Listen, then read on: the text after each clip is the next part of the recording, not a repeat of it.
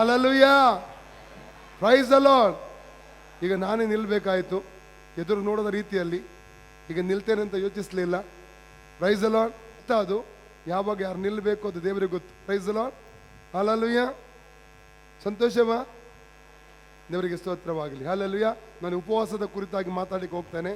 ನನ್ನ ಮನಸ್ಸರಿತ್ತು ಉಪವಾಸದ ಒಂದು ಕೂಟದಲ್ಲಿ ಕುರಿತು ಮಾತಾಡಬೇಕೆಂಬುದಾಗಿ. ಹಾಗೆ ಈ ಸಮಯ ದೇವರು ನನಗೆ ಒದಗಿಸಿಕೊಟ್ಟಿದ್ದಾನೆ. Praise the Lord. ಹಲ್ಲೆಲೂಯಾ. ಪ್ರಾರ್ಥಿಸೋಣ. ಪ್ರೀತಿ ಸ್ವರೂಪನಾದ ಪರಲೋಕ ತಂದೆಯೇ, ಯೇಸುವಿನ ನಾಮದಲ್ಲಿ ಪವಿತ್ರಾತ್ಮನ ಸಹಾಯದೊಂದಿಗೆ ಪಾದಕ್ಕೆ ಬಂದಿದ್ದೇವೆ. ಈ ಸಮಯಕ್ಕಾಗಿ ಸ್ತೋತ್ರ. ಜೀವನ ವಾಕ್ಯಗಳ ಮೂಲಕ ನಮ್ಮ ಜೊತೆ ಮಾತನಾಡು. ಯೇಸುವಿನ ಹೆಸರಲ್ಲಿ ತಂದೆಯೇ, ಆಮೆನ್. Hallelujah, hallelujah. ಮೊದಲದಾಗಿ ನಾವು ತಿಳ್ಬೇಕು, ಉಪವಾಸದ ಕುರಿತಾಗಿ ನಾವು ಅನೇಕ ಸಮಯಗಳಲ್ಲಿ ಕೇಳ್ತಾ ಇರ್ತೇವೆ. ಅನೇಕರು ಮಾತಾಡ್ತಾ ಇರ್ತಾರೆ, ನಾನು ಉಪವಾಸವಾಗಿದ್ದೇನೆ ಎಂಬುದಾಗಿ. ಹಾಗೆ ಅನೇಕ ಸಲ ನಾವು ಕೂಡ ಉಪವಾಸ ಮಾಡ್ತೇವೆ. ಅನೇಕರಿಗೆ ಆ ಉಪವಾಸ ಪ್ರಾರ್ಥನೆಯ ಮಹಿಮೆ ಅನೇಕರಿಗೆ ಗೊತ್ತಿರಲ್ಲ. Praise God. ಅದನ್ನು ಚೆನ್ನಾಗಿ ನಾವು ಅರ್ಥ ಮಾಡಿಕೊಳ್ಳಬೇಕು. ಉಪವಾಸದ ಮಹಿಮೆ ಅಥವಾ ಪ್ರತ್ಯೇಕತೆ ಏನೆಂಬುದಾಗಿ ಎಲ್ಲ ದೇವಜನರು ಅರ್ಥ ಮಾಡಿಕೊಳ್ಳಬೇಕು. ಉಪವಾಸ ಎಂದರೆ ಏನು? ಉಪ ಎಂದರೆ ಆಹಾರವನ್ನು ತ್ಯಜಿಸುವಂಥದ್ದು. ವಾಸ ಎಂದರೆ ಸನ್ನಿಧಿಯಲ್ಲಿ ಇರುವಂಥದ್ದು. Praise God. ಉಪವಾಸ ಎಂದರೆ ಈ ಲೋಕದಲ್ಲಿ ಜೀವಿಸುವುದಕ್ಕೆ ಬಹು ಅಗತ್ಯವಾಗಿರುವ ಆಹಾರವನ್ನು ತ್ಯಾಗ ಮಾಡಿ ದೇವರ ಸಮ್ಮುಖದಲ್ಲಿ ಸಮಯವನ್ನು ಕಳೆಯುವಂಥದ್ದು. ಅರ್ಥ ಆಗ್ತದೆಯಾ? ಅದೇನಾಗಿದೆ? ಉಪವಾಸ ಪ್ರಾರ್ಥನೆ ಎಂಬುದಾಗಿ. Praise God. ಅನೇಕ ಸಾಧಾರಣವಾಗಿ ಪ್ರಾರ್ಥನೆ ಮಾಡಿ, ಅನೇಕ ವಿಷಯಗಳಿಗೋಸ್ಕರ ಸಾಧಾರಣವಾಗಿ ಪ್ರಾರ್ಥನೆ ಮಾಡಿ ಬಿಡುಗಡೆ ಸಿಗದೆ ಇರುವಂಥ ವಿಷಯಗಳಿಗೆ ಉಪವಾಸ ಪ್ರಾರ್ಥನೆ ಮೂಲಕವಾಗಿ ಬಿಡುಗಡೆ ಸಿಗುತ್ತದೆ. Praise God. ನೋಡಿ, ನಾವು ಮಾರ್ಕನ ಸುವಾರ್ತೆ 9ನೇ ಅಧ್ಯಾಯ ಓದುವಾಗ 17ನೇ ವಾಕ್ಯದಿಂದ ಆ ಒಂದು ವಿಷಯ ಆರಂಭವಾಗಿದೆ. ಯೇಸು ತನ್ನ ಶಿಷ್ಯರ ಜೊತೆಲಿ ಬೆಟ್ಟಕ್ಕೆ ಹೋಗಿದ್ದ ಪ್ರಾರ್ಥಿಸುವುದಕ್ಕೋಸ್ಕರವಾಗಿ. ಬೆಟ್ಟಕ್ಕೆ ಹೋದಾಗ ಕೆಳಗಡೆ ಬೆಟ್ಟದ ಒಂದು ಸಂಗತಿ ನಡೀತಾ ಇದೆ. ಒಬ್ಬ ತಂದೆ ಒಂದು ಮೂರ್ಛಾ ರೋಗ ಇರುವಂತ ಅಥವಾ ಒಂದು ದುರಾತ್ಮ ಇರುವಂತ ಒಂದು ತನ್ನ ಮಗನನ್ನು ಯೇಸುವಿನ ಶಿಷ್ಯರ ಬಳಿ ಕರ್ಕೊಂಡು ಬರ್ತಾನೆ. ಅದೇ ಯೇಸು ಕ್ರಿಸ್ತನ ಶಿಷ್ಯರಿಗೆ ಅವನನ್ನು ಬಿಡುಗಡೆ ಮಾಡಲಿಕ್ಕೆ ಆಗ್ತಾ ಇಲ್ಲ. ಅಷ್ಟರೊತ್ತಿಗೆ ಗಲಿಬಿಲಿ ಆಗುವಂಥ ಸಂದರ್ಭದಲ್ಲಿ ಯೇಸು ಪೇತ್ರ, ಯಾಕೋಬ, ಯೋಹನರೊಂದಿಗೆ ಅಲ್ಲಿ ತಿರುಗಿ ಬರ್ತಾ ಇದ್ದಾನೆ. ಯೇಸು ವಿಷಯ ತಿಳ್ಕೊಂಡ. ಯೇಸುವಿನ ಬಳಿಗೆ ತಂದೆ ಬರ್ತಾನೆ. ತಂದೆ ಬಂದು ಯೇಸುವಿಗೆ ಹೇಳ್ತಾ ಇದ್ದಾನೆ, ನಾನು ನನ್ನ ಮಗನನ್ನು ನಿನ್ನ ಶಿಷ್ಯರ ಬಳಿ ಕರ್ಕೊಂಡು ಬಂದೆ. ನಿನ್ನ ಶಿಷ್ಯರಿಂದ ಬಿಡುಗಡೆ ಕೊಡ್ಲಿಕ್ಕೆ ಆಗಲಿಲ್ಲ. ನಿನ್ನಿಂದ ಸಾಧ್ಯವಾದರೆ ಏನಾದರೂ ಮಾಡು. ಇದನ್ನು ನಾವು 23ನೇ ವಾಕ್ಯದಲ್ಲಿ ಓದುತ್ತೇವೆ. ಆದರೆ ಯೇಸುವೆ ಒಂದು ಮಾತನ್ನು ಆತನಿಗೆ ಹೇಳ್ತಾ ಇದ್ದಾನೆ, ನಂಬುವವನಿಗೆ ಎಲ್ಲವೂ ಸಾಧ್ಯ. ನಿನ್ನಿಂದ ಆದರೆ ಎಂಬುದಾಗಿ ಹೇಳ್ತಾ ಇದೀಯಾ? 23ನೇ ವಾಕ್ಯದಲ್ಲಿ ಏನ್ ಹೇಳ್ತಾನೆ ಸ್ವಾಮಿ? ನಂಬುವವನಿಗೆ ಎಲ್ಲವೂ ಸಾಧ್ಯ. ಎಲ್ಲ ರೆಡಿ? ನಂಬುವವನಿಗೆ ಎಲ್ಲವೂ ಸಾಧ್ಯ. ನಾನು ನನ್ನ ದೇವರನ್ನು ನಂಬುತ್ತೇನೆ. ಎಲ್ಲ, ನಾನು ನನ್ನ ದೇವರನ್ನು ನಂಬುತ್ತೇನೆ. ಆತನು ಅಸಾಧಾರಣ ಕಾರ್ಯಗಳನ್ನು ನನ್ನ ಜೀವಿತದಲ್ಲಿ, ನನ್ನ ಕುಟುಂಬದಲ್ಲಿ, ನನ್ನ ಸಭೆಯಲ್ಲಿ ಆತನು ಮಾಡಲಿಕ್ಕೆ ಶಕ್ತನು. ನಿನ್ನೆ ದಿವಸ ಓದಿದ್ದೇವೆ ನಾವು ಮತ್ತ 21:22. ನೀವು ನಂಬಿಕೊಂಡು ಪ್ರಾರ್ಥನೆಯಲ್ಲಿ ಏನೆಲ್ಲ ಬೇಡಿಕೊಳ್ಳುತ್ತೀರೋ ಅದು ನಿಮಗೆ ದೊರೆಯುವುದು. ಹೇಗೆ ಪ್ರಾರ್ಥಿಸುವಾಗ? ನಂಬಿಕೊಂಡು. ಎಲ್ಲರೂ ನಂಬಿಕೊಂಡು ಪ್ರಾರ್ಥಿಸುವ. ಹೇಗೆ ಪ್ರಾರ್ಥಿಸಬೇಕು ನಾವು? ನಂಬಿಕೊಂಡು ಏನೆಲ್ಲ ಪ್ರಾರ್ಥಿಸುತ್ತೇವೋ ಆ ವಿಷಯಗಳಿಗೆ ದೇವರು ಬಿಡುಗಡೆಯನ್ನು ಆತನು ಕೊಡುತ್ತಾನೆ. ಹಲ್ಲೆಲೂಯಾ. ಕೊನೆಗೆ 24ನೇ ವಾಕ್ಯ, ಮಾರ್ಕ್ 9:24ನೇ ವಾಕ್ಯ ಓದುವಾಗ ಆ ತಂದೆ ಯೇಸುವಿಗೆ ಹೇಳ್ತಾ ಇದ್ದಾನೆ, ನಾನು ನಂಬುತ್ತೇನೆ ಸ್ವಾಮಿ, ನನ್ನ ನಂಬಿಕೆ ಕಡಿಮೆ ಇರುವುದಾದರೆ ನನಗೆ ಸಹಾಯ ಮಾಡು ಎಂಬುದಾಗಿ ಆತನು ಕೂಗುವಂಥದ್ದು ನೋಡ್ತೇವೆ. ಕೊನೆಗೆ ಯೇಸು ಏನು ಮಾಡಿದ? ಆ ಮೂರ್ಛಾ ರೋಗ. ಆಕ್ಚುಲಿ ಪ್ರತಿಯೊಂದು ರೋಗಗಳ ಹಿಂದೆ ಒಂದು ದುರಾತ್ಮನ ಕ್ರಿಯೆ ಇರ್ತದೆ. ರೋಗ ದುರಾತ್ಮನಿಂದ ಬರುವುದಲ್ಲ, ರೋಗವೇ ದುರಾತ್ಮವಾಗಿದೆ. ನೋಡಿ ಮತ್ತಾಯ 12:22 ಓದಿ. ಮ್ಯಾಥ್ಯೂ 12:22. ಬೇಗ ಮೈಕ್ ಕೊಡಿ, ಓದುವವರಿಗೆ ಬೇಕು ಓದಿ. ಮ್ಯಾಥ್ಯೂ 12:22. ದೆವ್ವ ಹಿಡಿದ ಕುರುಡನು ಮೂಕನು ಆಗಿರುವ ಒಬ್ಬನನ್ನು ಆತನ ಬಳಿಗೆ ಕರೆತಂದರು. ಕುರುಡು ಹಾಗೂ ಮೂಕತನ ಹೇಗೆ ಬಂದಿದೆ ಅವನಿಗೆ? ದುರಾತ್ಮನ ಮೂಲಕ. ಹೇಗೆ ಬಂದಿದೆ ಕುರುಡುತನ, ಮೂಕತನ? ಲೂಕ 10:16 ವಾಕ್ಯದಿಂದ ಓದಿ. ಬೇಡ, ಅದು ಬೇಡ. Okay okay okay. ಅಲ್ಲಲ್ಲಿಯ ನೋಡಿ, ಒಂದು ರೋಗ ಬರುವಂಥದ್ದು ದುರಾತ್ಮನಿಂದ. ನಾವು ದೆವ್ವವನ್ನು ಹೊರಗೆ ಹಾಕುವಂಥ ಸಂದರ್ಭದಲ್ಲಿ ರೋಗಗಳು ಗುಣವಾಗ್ಲಿಕ್ಕೆ ಆರಂಭವಾಗುತ್ತದೆ. ಅದು ರೋಗದ ಆತ್ಮನಿಂದ ಬಂದಂಥ ಒಂದು ರೋಗವಾಗಿರುತ್ತದೆ. ಪ್ರೈಸ್ಗಳು. ಕೆಲವರಿಗೆ ಅಸ್ತಮ ಇರಬಹುದು. ಇದ್ದೀರಾ ಯಾರಾದ್ರೂ ಅಸ್ತಮ ಇದ್ದವರಲ್ಲಿ? ಕೈ ಮೇಲೆತ್ತಿ ನೋಡುವ. ಕೆಲವರಿಗೆ ಬ್ಯಾಕ್ ಪೈನ್ ಇರ್ಬೋದು, ಕೆಲವರಿಗೆ ಗ್ಯಾಸ್ಟ್ರಿಕ್ ಇರ್ಬೋದು, ಕೆಲವರಿಗೆ ಅಲರ್ಜಿ ಇರ್ಬೋದು. ನನಗೆ 17 ವರ್ಷದಿಂದ ಕಳೆದ 17 ವರ್ಷದಿಂದ 2000 ಇಸವಿಯಿಂದ ಸುಮಾರು 13 ರೋಗಗಳಿದ್ದವು ನನ್ನ ಶರೀರದಲ್ಲಿ. ನಾನು ಪ್ರತಿ ದಿವಸ ಸುಮಾರು 8-9 ಟ್ಯಾಬ್ಲೆಟ್ ತಗೊಳ್ತಾ ಇದ್ದೆ, ಬಿಡದೆ.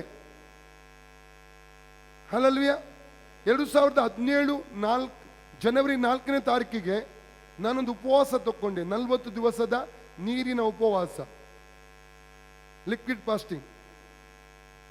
ಆ ಉಪವಾಸ ಪ್ರಾರ್ಥನೆ ಹೋರಾಡಿ ಪ್ರಾರ್ಥನೆ ಮಾಡ್ತಾ ಇದ್ದೆ ದುರಾತ್ಮ ಶಕ್ತಿಗಳ ಜೊತೆಯಲ್ಲಿ. ದೇವರು ಈ ರೋಗ ಬರುವ ದುರಾತ್ಮ ಶಕ್ತಿಗಳನ್ನು ನನಗೆ ಪ್ರಕಟ ಮಾಡಿದನು. ಈವನ್ ಕ್ಯಾನ್ಸರ್ ರೋಗ ಬರುವಂತ ದುರಾತ್ಮನ ನೋಡಿದೆ. ಆಕ್ಟೋಪಸ್ ಆಗಿರುವಂತ ಒಂದು ದುರಾತ್ಮ ಅದು. ದೇವರು ನನ್ನ ಮನಸ್ಸಿನ ಕಣ್ಣುಗಳನ್ನು ತೆರೆದನು. ಆವಾಗಲೇ ಆ ಶಕ್ತಿಗಳ ಜೊತೆಯಲ್ಲಿ ಆತ್ಮದಲ್ಲಿ ಹೋರಾಡಲಿಕ್ಕೆ ನನಗೆ ಸಾಧ್ಯವಾಯಿತು. ನಾನು ಹೋರಾಟ ಸ್ಟಾರ್ಟ್ ಮಾಡಿದ ಮೇಲೆ 2017 ಜನವರಿ 4ನೇ ತಾರೀಕಿನ ಇವತ್ತಿನವರೆಗೂ ಒಂದೇ ಒಂದು ರೋಗ ನನ್ನ ಶರೀರದಲ್ಲಿ ಇಲ್ಲ, ಒಂದೇ ಒಂದು ಟ್ಯಾಬ್ಲೆಟ್ ನನಗಿಲ್ಲ. ಅಲ್ಲಲ್ಲಿ ನನ್ನ ಜೊತೆಯಲ್ಲಿರುವ ಸಹೋದರ ಪ್ರದೀಪ್ ಇದ್ದಾರೆ, ಪ್ರದೀಪ್ ಮಾಬೇನ್ ಇದ್ದಾರೆ, ಪ್ರಜ್ವಲ್ ಇದ್ದಾರೆ, ಪ್ರಶಾಂತ್ ಪಾಸ್ಟರ್ ಇದ್ದಾರೆ. ಅವರ ಜೊತೆ ಕೇಳಿ. ಅನೇಕ ಸಲ 50 ಟ್ಯಾಬ್ಲೆಟ್ ತಗೊಂಡು ಬನ್ನಿ, ಈ ಟ್ಯಾಬ್ಲೆಟ್ 100 ತಗೊಂಡು ಬನ್ನಿ ಕಳಿಸ್ತಾ ಇದ್ದೆ ನಾನು. ಹೌದಾ, ನಾನು ಗಲ್ಫ್ ರಾಷ್ಟ್ರಗಳಿಗೆ ಹೋಗುವಾಗ 300-400 ಟ್ಯಾಬ್ಲೆಟ್ ತಗೊಂಡು ಹೋಗ್ತಾ ಇದ್ದೆ ನಾನು. ಅಸ್ತಮ ಇತ್ತು ಸಿವಿಯರ್, ಮೈಗ್ರೀನ್ ಇತ್ತು ಸಿವಿಯರ್, ಬ್ಯಾಕ್ ಪೈನ್ ಇತ್ತು, ಗಂಟು ನೋವಿತ್ತು, ಗ್ಯಾಸ್ಟ್ರಿಕ್ ಇತ್ತು, ಅಲರ್ಜಿ ಇತ್ತು, ಪೈಲ್ಸ್ ಇತ್ತು, ಲಿವರ್ ಪ್ರಾಬ್ಲಮ್ ಇತ್ತು, ಅನೇಕ ರೋಗಗಳು. ಅದು ಇವತ್ತು ಒಂದೇ ಒಂದು ರೋಗ ಇಲ್ಲದೆ ನಿಮ್ಮ ಮುಂದೆ ನಿಂತಿದೆ ದೇವರ ಕೃಪೆಯಿಂದ. ಅಲ್ಲಲ್ವಿಯ. ಅಲ್ಲಿ ನೋಡಿ, ಯೇಸು ಒಂದು ಮಾತನ್ನು ಶಿಷ್ಯರು ಬಂದು ಯೇಸುವಿಗೆ ಒಂದು ಮಾತು ಹೇಳ್ತಾರೆ, ಇದು ನಮ್ಮಿಂದ ಯಾಕೆ ಬಿಡುಗಡೆ ಮಾಡಲಿಕ್ಕೆ ಆಗಲಿಲ್ಲ? ಯೇಸು ಒಂದು ಮಾತೆ, ಮಾರ್ಕ್ 9:29 ಓದಿ. Mark chapter 9:29. ಆತನು ಈ ಜಾತಿಯು ದೇವರ ಪ್ರಾರ್ಥನೆ ಮತ್ತು ಉಪವಾಸದಿಂದಲೇ ಹೊರತು ಬೇರೆ ಯಾತರಿಂದಲೂ ಬಿಟ್ಟು ಹೋಗುವುದಿಲ್ಲ. ಕೆಲವೊಂದು ದುರಾತ್ಮಗಳನ್ನು ಹೊರಗಡೆ ಹಾಕಬೇಕಾದರೆ, ಕೆಲವೊಂದು ರೋಗಗಳನ್ನು ಹೊರಗಡೆ ಹಾಕಬೇಕಾದರೆ ಉಪವಾಸ ಪ್ರಾರ್ಥನೆಯ ಅವಶ್ಯಕತೆ ಇದೆ. ನಿಮ್ಮ ಫೈನಾನ್ಸ್ ಬೈಂಡ್ ಮಾಡಲಿಕ್ಕೆ ನೋಡಿ, ಆರೋಗ್ಯ ಬೈಂಡ್ ಮಾಡಲಿಕ್ಕೆ ನೋಡಿ, ಸೇವೆ ಬೈಂಡ್ ಮಾಡಲಿಕ್ಕೆ ನೀವೇ ಬೈಂಡ್ ಆಗ್ತೀರಾ. ಬೈಂಡ್ ಮಾಡುವವನೇ ಬೈಂಡ್ ಆಗ್ತಾನೆ. Praise God. ಹಲ್ಲೆಲೂಯ. ದೇವರ ವಾಕ್ಯತ್ತದೆ ಪ್ರಸಂಗಿ 10:8, ಗುಂಡಿ ತೋಡುವವನು ಅದೇ ಗುಂಡಿಯಲ್ಲಿ ಬೀಳ್ತಾನೆ. ಓದಿ ನೋಡುವ ಪ್ರಸಂಗಿ 10:8, ಎಕ್ಲೆಸಿಯಾ ಚಾಪ್ಟರ್ 10:8. ಇನ್ನು ಅನೇಕ ರಹಸ್ಯಗಳುಂಟು. ಈ ಸಮಯದಲ್ಲಿ ನಾನು ಓಪನ್ ಮಾಡುವುದಿಲ್ಲ, ಸಮಯಗಳು ಬಂದಾಗ ಓಪನ್ ಮಾಡ್ತೇನೆ. ಅಲ್ಲಲ್ಲಿಯ ಯಾವಾಗ 2016 ನವೆಂಬರ್ 4ನೇ ತಾರೀಕು ನಮ್ಮದು ಈ 1000 ಡೇ ಸ್ಟಾರ್ಟ್ ಆಯಿತು, ಅವತ್ತಿನಿಂದ ಉಂಟಾದ ವಿಚಿತ್ರವಾದ ಅನೇಕ ಅನುಭವಗಳಿದೆ. ನಾನು ಡೈರಿಯಲ್ಲಿ ಬರೆದಿಟ್ಟಿದ್ದೇನೆ. ಅಲ್ಲಲ್ಲಯ್ಯ, ಓದಿಯ್ಯ. ಗುಂಡಿಯನ್ನು ತೋಡುವವನು ತಾನೇ ಅದರಲ್ಲಿ ಬೀಳುವನು. ಗುಂಡಿಯನ್ನು ತೋಡುವವನು, ಬೇರೆಯವರಿಗೆ ಯಾರು ಗುಂಡಿ ತೋಡ್ತಾರಲ್ಲ, ಆ ಗುಂಡಿಯಲ್ಲಿ ಅವರೇ ಬೀಳುವ ಹಾಗೆ ದೇವರು ಮಾಡುತ್ತಾನೆ. Hallelujah, hallelujah. ಒಂದು ಸಲ ಅಭಿಷೇಕ ಬಂದು ಬಿಟ್ರೆ, ಮಳೆ ಬಂದು ಬಿಟ್ರೆ ಉಂಟಲ್ಲ, ಯಾವ ದುರಾತ್ಮ ಶಕ್ತಿ ತಡೆದು ನಿಲ್ಲಿಸುವುದಕ್ಕೆ ಆಗುವುದಿಲ್ಲ. Hallelujah, hallelujah. ನಮ್ಮ ದೇವರು ದೊಡ್ಡವನಾಗಿದ್ದಾನೆ. ಅದಕ್ಕೆ ಫಿಲಿಪ್ 2:11 ಹೇಳುವಂಥದ್ದು, ಸ್ವರ್ಗ ಮಧ್ಯ ಪಾತಾಳದಲ್ಲಿರುವ ಎಲ್ಲ ಹೆಸರುಗಳು, ಎಲ್ಲ ನಾಮಗಳು ಯೇಸು ಎಂಬ ಒಂದೇ ಒಂದು ನಾಮದ ಮುಂದೆ ಮೊಣಕಾಲೂರಿ ಯೇಸು ಮಾತ್ರ ಒಡೆಯನು, ಯೇಸು ಮಾತ್ರ ದೇವರೆಂಬುದಾಗಿ ಹೇಳುತ್ತವೆ. ಹಲ್ಲೆಲೂಯಾ. ಯೇಸು ಎಂಬ ನಾಮ ಅದು ಉನ್ನತವಾದ ನಾಮ. ಆ ನಾಮದ ಮುಂದೆ ಯಾವ ಶಕ್ತಿ ನಿಲ್ಲುವುದಕ್ಕೆ ಆಗುವುದಿಲ್ಲ. ಹಲ್ಲೆಲೂಯಾ. ಆದ ಕಾರಣ ಕೆಲವೊಮ್ಮೆ ಆ ಭಾಷೆ ಬರುವ ಬಂದ ಸಮಯದಲ್ಲಿ 40 ಡೇಸ್ ನಾನು ಲಿಕ್ವಿಡ್ ಫಾಸ್ಟಿಂಗ್ ಅಲ್ಲಿದ್ದೆ. ನಾನು ಕಳೆದ ವರ್ಷ 3 ಸಲ 40 ಡೇಸ್ ಲಿಕ್ವಿಡ್ ಫಾಸ್ಟಿಂಗ್ ತಗೊಂಡೆ. ನಾನು 21 ದಿವಸ 3 ಸಲ ತಗೊಂಡೆ ನಾನು. Price God. Hallelujah. Fasting prayer ಅಲ್ಲಿ ಬಲ ಇದೆ. ಅದನ್ನೇ ತಿಳಿಸ್ಲಿಕ್ಕೆ ನಿಮಗೆ ನಾನು ಇವತ್ತಿಲ್ಲಿ ಬಂದಿದ್ದೇನೆ. Praise God. ಹನ್ನಳ ಕುರಿತಾಗಿ ಓದುವುದಾದರೆ, ಹನ್ನಳು ಬಂಜೆ ಆಗಿದ್ದಳು. ಒಂದು ಬದಿಯಲ್ಲಿ ಅವಳ ಸವತಿಯಾದ ಪೆನಿನ್ನಳ ನಿಂದೆ, ಲೋಕದ ಜನರ ನಿಂದೆ. ಇನ್ನೊಂದು ಬದಿಯಲ್ಲಿ ಅವಳಿಗೆ ದುಃಖ, ಒಳಗಡೆ ದುಃಖ, ವೇದನೆ, ನನಗೆ ಮಕ್ಕಳಿಲ್ಲವಲ್ಲ ಎಂಬಂತ ದುಃಖ, ನಿರಾಶೆ ಪಡ್ತಾ ಇದ್ದಾಳೆ. ಇನ್ನೊಂದು ಕಡೆ ಮೂರನೇದಾಗಿ ಹೇಳ್ಬೇಕಾದ್ರೆ, ಗಂಡನ ಪ್ರೀತಿ ಮಕ್ಕಳಿಲ್ಲದ ಕಾರಣ ಅವಳಿಗೆ ಸರಿಯಾಗಿ ಸಿಗ್ತಾ ಇಲ್ಲ.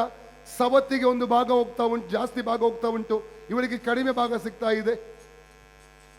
ಅಂತ ಒಂದು ಸಂದರ್ಭದಲ್ಲಿ ಅನೇಕ ಸಮಯಗಳಲ್ಲಿ ಸಾಧಾರಣವಾಗಿ ಅವಳು ಪ್ರಾರ್ಥನೆ ಮಾಡಿರಬಹುದು. ಅದು ಒಂದು ನಿರ್ಧಾರಕ್ಕೆ ಬರ್ತಾ ಇದ್ದಾಳೆ. ಒಂದು ನಿರ್ಧಾರಕ್ಕೆ ಒಂದು ದಿವಸ ಬರ್ತಾ ಇದ್ದಾಳೆ, ಈ ಸಲ ನಾನು ಉಪವಾಸ ಮಾಡಿ ದೇವರ ಸಮ್ಮುಖದಲ್ಲಿ ಅಳ್ತೇನೆ, ಉಪವಾಸ ಮಾಡಿ ನಾನು ಪ್ರಾರ್ಥನೆ ಮಾಡ್ತೇನೆ ಅಂತ ನಿರ್ಧಾರವನ್ನು ತಕೊಂಡು ದೇವರ ಸಮ್ಮುಖಕ್ಕೆ ಅವರು ಹೋಗ್ತಾಳೆ. ನೋಡಿ, ಒಂದು ವಾಕ್ಯದಲ್ಲಿ ಓದುವುದಾದರೆ 1 ಸಾಮುವೇಲ 1ನೇ ಅಧ್ಯಾಯ 10-18 ವಾಕ್ಯ ಓದಿ. ಆಗ ಅವರು ಶಿಲೋವಿನಲ್ಲಿ ಅನ್ನಪಾನಗಳನ್ನು ತೆಗೆದುಕೊಂಡ ಮೇಲೆ ಹನ್ನಳು ಎದ್ದು ಯಾಜಕನಾದ ಎಲಿಯು ಯೆಹೋವನ ಮಂದಿರ ದ್ವಾರದ ನಿಲುವು ಪಟ್ಟಿಗಳ ಬಳಿಯಲ್ಲಿ ಒಂದು ಪೀಠದ ಮೇಲೆ ಕೂತಿರುವಾಗ ಹೋಗಿ ಬಹು ದುಃಖದಿಂದ ಕಣ್ಣೀರು ಸುರಿಸುತ್ತಾ ಯೆಹೋವನನ್ನು ಕುರಿತು, ಸೇನಾಧೀಶ್ವರನಾದ ಯೆಹೋವನೇ, ನಿನ್ನ ದಾಸಿಯ ದುಃಖವನ್ನು ಪರಾಂಬರಿಸು, ನನ್ನನ್ನು ತಿರಸ್ಕರಿಸದೆ ಕನಿಕರವಿಟ್ಟು ನನಗೊಬ್ಬ ಮಗನನ್ನು ಕೊಡಬೇಕು. ಅವನು ಜೀವದಿಂದಿರುವ ತನಕ ನಿನ್ನವನಾಗಿಯೇ ಇರುವ ಹಾಗೆ ನಿನಗೆ ಪ್ರತಿಷ್ಠಿಸಿ ಕೊಡುವೆನು. ಅವನ ತಲೆಯ ಮೇಲೆ ಕ್ಷೌರ್ಯ ಕತ್ತಿಯನ್ನು ಬರಗೊಡಿಸುವುದಿಲ್ಲ ಎಂದು ಪ್ರಾರ್ಥಿಸಿ ಅರಿಕೆ ಮಾಡಿದಳು. ಆಕೆಯು ಬಲು ಹೊತ್ತಿನವರೆಗೆ ಯೆಹೋವನ ಮುಂದೆ ಪ್ರಾರ್ಥನೆ ಮಾಡುತ್ತಿರುವಾಗ ಎಲಿಯು ಆಕೆಯ ಬಾಯನ್ನೇ ನೋಡುತ್ತಿದ್ದನು. ಆಕೆಯು ಹೃದಯದಲ್ಲಿ ಪ್ರಾರ್ಥಿಸುತ್ತಿದ್ದುದರಿಂದ ತುಟಿಗಳು ಮಾತ್ರ ಅಲ್ಲಾಡುತ್ತಿದ್ದವು, ಶಬ್ದ ಕೇಳಿಸಲಿಲ್ಲ. ಆದ್ದರಿಂದ ಈಕೆಯು ಮದ್ಯಪಾನ ಮಾಡಿದಾಳೆಂದು ಅವನು ನೆನೆಸಿ, ನಿನ್ನ ಅಮಲು ಇನ್ನೂ ಇಳಿಯಲಿಲ್ಲವೋ? ದ್ರಾಕ್ಷಾರಸದ ಮತ್ತು ನಿನ್ನನ್ನು ಬಿಟ್ಟು ಹೋಗಲಿ ಅಂದನು. ಅದಕ್ಕೆ ಹನ್ನಳು, ಸ್ವಾಮಿ, ಹಾಗಲ್ಲ, ನಾನು ಬಹು ದುಃಖ ಪೀಡಿತಳು. ದ್ರಾಕ್ಷಾರಸವನ್ನಾದರೂ ಬೇರೆ ಯಾವ ಮದ್ಯವನ್ನಾದರೂ ಕುಡಿದವಳಲ್ಲ. ನನ್ನ ಮನೋವೇದನೆಯನ್ನು ಯೆಹೋವನ ಮುಂದೆ ಹೊಯ್ದಿದ್ದೇನೆ. ನಿನ್ನ ದಾಸಿಯಾದ ನನ್ನನ್ನು ಅಯೋಗ್ಯಳೆಂದು ನೆನೆಸಬೇಡ. ಈವರೆಗೆ ನನ್ನ ಹೆಚ್ಚಾದ ಚಿಂತೆಯನ್ನು ವ್ಯಥೆಯನ್ನು ಅರಿಕೆ ಮಾಡಿಕೊಳ್ಳುತ್ತಿದ್ದೆನು ಎಂದು ಹೇಳಿದಳು. ಆಗ ಎಲಿಯು ಆಕೆಗೆ, ಸಮಾಧಾನದಿಂದ ಹೋಗು, ಇಸ್ರೇಲ್ ದೇವರು ನಿನ್ನ ಪ್ರಾರ್ಥನೆಯನ್ನು ನೆರವೇರಿಸಲಿ ಎನ್ನಲು, ಹನ್ನಳು ಏಲಿಗೆ, ನಿನ್ನ ದಾಸಿಯ ಮೇಲೆ ಕಟಾಕ್ಷವಿರಲಿ ಎಂದು ಹೇಳಿ ಹೊರಟು ಹೋಗಿ ಊಟ ಮಾಡಿದಳು. ಹೊರಟು ಹೋಗಿ ಏನ್ ಮಾಡಿದಳು? ಊಟ ಮಾಡಿದಳು. ನಂತರ ಅವಳ ಕಣ್ಣಲ್ಲಿ, ಮುಂದೆ ಓದಿ, ಕಣ್ಣೀರು. ಆಮೇಲೆ ಆಕೆಯ ಮೋರೆಯಲ್ಲಿ ದುಃಖವು ಕಾಣಲಿಲ್ಲ. ದುಃಖ ಕಾಣಲಿಲ್ಲ. ಕಾರಣ ಏನು? ಅವಳು ಉಪವಾಸ ಮಾಡಿ ದೇವರ ಸಮ್ಮುಖದಲ್ಲಿ ಪ್ರಾರ್ಥಿಸಿದಳು, ಸಮಾಧಾನ ಸಿಕ್ಕಿತ್ತು, ಮತ್ತೆ ಅಭಿಷೇಕಕ್ಕಾಗಿ ಅವಳು ದುಃಖ ಪಡಲಿಲ್ಲ. ಈ 1000 ದಿವಸದಲ್ಲಿ ಒಂದು ಕುಟುಂಬ ಇಲ್ಲಿ ಬರ್ತಾ ಇತ್ತು. ಕುಟುಂಬ ಅಂದ್ರೆ ಆಕ್ಚುಲಿ ನಮ್ಮ ಒಂದು ಆಂಟಿ ಪ್ರಸಾದ್ ಅವರ ತಾಯಿ ಮೂಲಕವಾಗಿ ಬಂತು. ಅದು ಒಂದು ಹಿಂದೂ ಕುಟುಂಬ. 16 ವರ್ಷದಿಂದ ಅವರಿಗೆ ಮಕ್ಕಳಿರಲಿಲ್ಲ. ಅವರಿಗೆ ಅನೇಕ ಟ್ರೀಟ್ಮೆಂಟ್ಗಳನ್ನು ತಗೊಂಡ್ರು. ಕೊನೆಗೆ ಡಾಕ್ಟರ್ ಅವರಿಗೆ ಮಕ್ಕಳು ಆಗುವುದಿಲ್ಲ ಎಂಬುದಾಗಿ ಹೇಳಿದ್ರು. ಈ ಕೂಟಕ್ಕೆ ಬಂದ ನಂತರವಾಗಿ ವಾಗ್ದಾನವನ್ನು ಹೊಂದಿಕೊಂಡರು ಮತ್ತು ಅವರಿಗೆ 1 ವರ್ಷದಲ್ಲಿ ಮಗುವನ್ನು ಕೊಟ್ಟನು. ಆ ಮಗುವನ್ನು ಕಳೆದ ಸುಮಾರು 1 ತಿಂಗಳಿಂದ 2 ತಿಂಗಳಿಂದ ಇದೇ ಸ್ಥಳದಲ್ಲಿ ಡೆಡಿಕೇಟ್ ಮಾಡಿದೆವು ನಾವು. ಹಲ್ಲೆಲೂಯಾ. ನಮ್ಮ ದೇವರು ಅದ್ಭುತಗಳನ್ನು ಮಾಡುವ ದೇವರು. Price God. ಹಲ್ಲೆಲೂಯಾ. ಹಾಗಾದ್ರೆ ಸಾಧಾರಣವಾಗಿ ವಿಷಯಗಳಿಗೆ ಪ್ರಾರ್ಥಿಸಿ ಬಿಡುಗಡೆ ಸಿಗದೆ ಹೋದಾಗ ನಾವು ಹಲ್ಲೆಲೂಯಾ ಉಪವಾಸಿಸಿ ಪ್ರಾರ್ಥಿಸುವಾಗ ದೇವರು ಆ ವಿಷಯಗಳಿಗೆ ಬಿಡುಗಡೆಯನ್ನು ಕೊಡುವ ಆತನಾಗಿದ್ದಾನೆ. ಹಲ್ಲೆಲೂಯಾ. ಹಾಗಾದ್ರೆ ಈಗ ನಾವು ತೆಗೆದು ನೋಡಿಕೊಳ್ಳೋಣ. ಎಷ್ಟು ವಿಧವಾದ ಉಪವಾಸಗಳಿವೆ. ನಾವು ದೇವರ ವಾಕ್ಯದಲ್ಲಿ ಓದುವುದಾದರೆ 3 ವಿಧವಾದ ಉಪವಾಸದ ಕುರಿತಾಗಿ ಸತ್ಯವೇದದಲ್ಲಿ ಓದುತ್ತೇವೆ. 1ನೇ ಉಪವಾಸ ಧಾರ್ಮಿಕ ಉಪವಾಸ, 2ನೇ ಉಪವಾಸ ಆತ್ಮಿಕ ಉಪವಾಸ, 3ನೇ ಉಪವಾಸ ಸಾಂಪ್ರದಾಯಿಕವಾದ ಉಪವಾಸ. Praise God. ಮೊದಲ ಉಪವಾಸ ಯೆಶಾಯ 58ನೇ ಅಧ್ಯಾಯ 4 ಮತ್ತು 5ನೇ ವಾಕ್ಯ ಓದಿ. ಧಾರ್ಮಿಕ ಉಪವಾಸ. ನೋಡಿರಿ, ನಿಮ್ಮ ಉಪವಾಸದ ಫಲವೇನೆಂದರೆ ವ್ಯಾಜ್ಯ, ಕಲಹ, ಕೇಡಿನ ಗುದ್ದು ಇವುಗಳೇ. ನೋಡಿ, ವ್ಯಾಜ್ಯ ಇದೆ, ಕಲಹ ಇದೆ, ಕೇಡಿನ ಗುದ್ದು ಅಂದ್ರೆ ತಪ್ಪಾದ ಮಾರ್ಗದಲ್ಲಿ ಜೀವಿಸ್ತಾ ಇದ್ದೇವೆ, ಇನ್ನೊಬ್ಬರಿಗೆ ಕೇಡು ಮಾಡ್ತಾ ಇದ್ದೇವೆ, ಇನ್ನೊಬ್ಬರಿಗೆ ಉಪದ್ರ ಕೊಡ್ತಾ ಇದ್ದೇವೆ. ಅಲ್ಲಲ್ಲಿಯ ಇವೆಲ್ಲ ಇದ್ದುಕೊಂಡು ನಾವು ಏನ್ ಮಾಡ್ತಾ ಇದ್ದೇವೆ? ಉಪವಾಸ ಮಾಡ್ತಾ ಇದ್ದೇವೆ. ಇದು ಧಾರ್ಮಿಕವಾದ ಉಪವಾಸ. ಅಲ್ಲಲ್ಲಿಯ ನಾನು ರೋಮನ್ ಕ್ಯಾಥಲಿಕ್ ಕುಟುಂಬದಲ್ಲಿ ಹುಟ್ಟಿ ಬೆಳೆದವನು. ನಾನು ಮಾಡಲಿಲ್ಲ, ಆದರೆ ಈ 40 ದಿವಸ ಶ್ರಮೆಯ ದಿವಸಗಳಂತ ಒಂದು ಬರ್ತದೆ. ಆ ಸಮಯದಲ್ಲಿ ನಮ್ಮ ತಂದೆ ಶುಕ್ರವಾರ ಮೀನು ತಿಂತಿರಲಿಲ್ಲ. 40 ದಿವಸ ಉಪವಾಸ ಅಂದೆ. ಅಲ್ಲಲ್ಲಿಯ 40 ದಿವಸ ಇದು ತಗೊಳ್ಳೋದೇನು, ಸರಾಯಿ ತಗೊಳ್ಳೋದಿಲ್ಲ. ನಮ್ಮ ತಂದೆ ಬೀಡಿ ಸಿಗರೇಟ್ ಇದು ಮಾಡ್ತಾ ಇರಲಿಲ್ಲ. 41ನೇ ದಿವಸ ಅಂದ್ರೆ ಹಬ್ಬದ ದಿವಸ ಏನ್ ಮಾಡೋದು ಗೊತ್ತುಂಟ? 40 ದಿವಸದ್ದು ಸೇರಿಸಿ ಕುಡಿಯುವುದು. ಅಲ್ಲಲ್ಲಿಯ ಆ ಉಪವಾಸದಲ್ಲಿ ಏನಿದೆ? ಆ ರೀತಿ ಉಪವಾಸ ದೇವರಿಗೆ ಬೇಕಾ? ಮಾನಸಾಂತರ ಇಲ್ಲದ ಉಪವಾಸ. ಅಲ್ಲಲ್ಲಿಯ ಯೇಸು ಏನ್ ಹೇಳಿದ? ನನಗೋಸ್ಕರ ಅಳಬೇಡ್ರಿ ಯೆರೂಸಲೇಮಿನ ಸ್ತ್ರೀಯರೇ, ನನಗೋಸ್ಕರ ಅಳಬೇಡ್ರಿ, ನಿಮಗೋಸ್ಕರ ನಿಮ್ಮ ಮಕ್ಕಳಿಗೋಸ್ಕರ ಅಳಿರಿ. ಅಲ್ಲಲ್ಲಿಯ ಕಂಟಿನ್ಯೂ. ಕೇಡಿನ ಗುದ್ದು. ನೀವು ಈಗ ಮಾಡುವ ಉಪವಾಸವು ನಿಮ್ಮ ಪ್ರಾರ್ಥನೆಯನ್ನು ಉನ್ನತ ಲೋಕಕ್ಕೆ ಮುಟ್ಟಿಸತಕ್ಕ. ನೀವು ಮಾಡುವ ಈ ರೀತಿಯ ಪ್ರಾರ್ಥನೆಯು ಉನ್ನತ ಲೋಕಕ್ಕೆ ಮುಟ್ಟಿಸುತ್ತದೋ?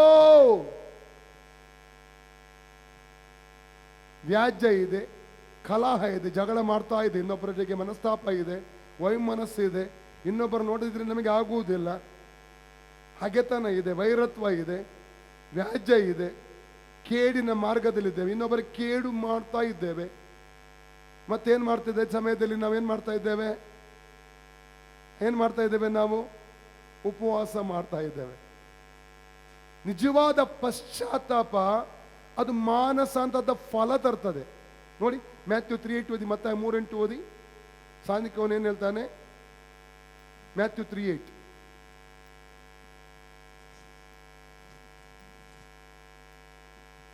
ಹಾಗಾದರೆ ನಿಮ್ಮ ಮನಸ್ಸು ದೇವರ ಕಡೆಗೆ ತಿರುಗುತ್ತೆಂಬುದನ್ನು ತಕ್ಕ ಫಲದಿಂದ ತೋರಿಸಿರಿ. ನೀವು ಮಾನಸಾಂತರ ಪಟ್ಟಿದ್ದೀರಿ, ದೇವರ ಕಡೆಗೆ ತಿರುಗಿಕೊಂಡಿದ್ದೀರಿ ಎಂಬ ಹಲಲಿಯ ಒಂದು ವಿಷಯ ತಕ್ಕ ಫಲದಿಂದ ನಾವು ಪ್ರಕಟ ಮಾಡಬೇಕು. ಮಾನಸಾಂತರದ ಫಲ ನಾವು ಕೊಡಬೇಕಂತೆ.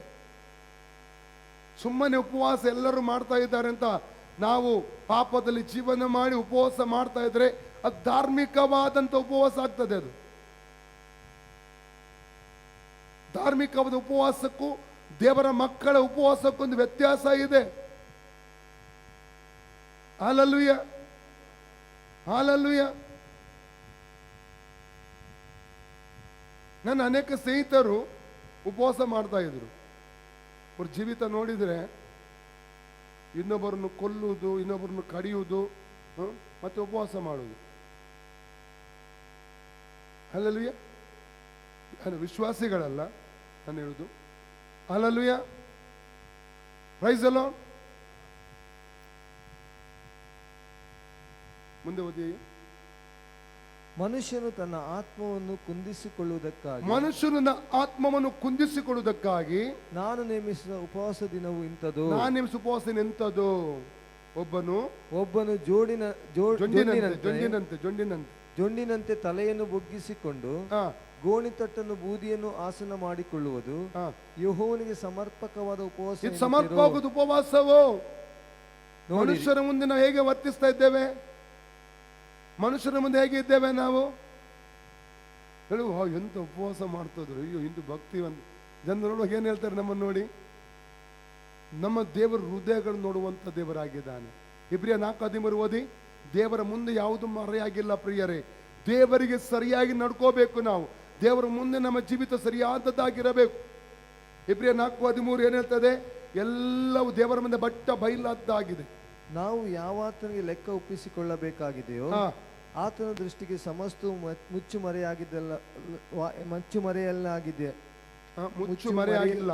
ಮುಚ್ಚುಮರೆಯಿಲ್ಲದಾಗಿಯೂ ಹಾ. ಬಯಲದಾಗಿಯೂ ಅದೇ.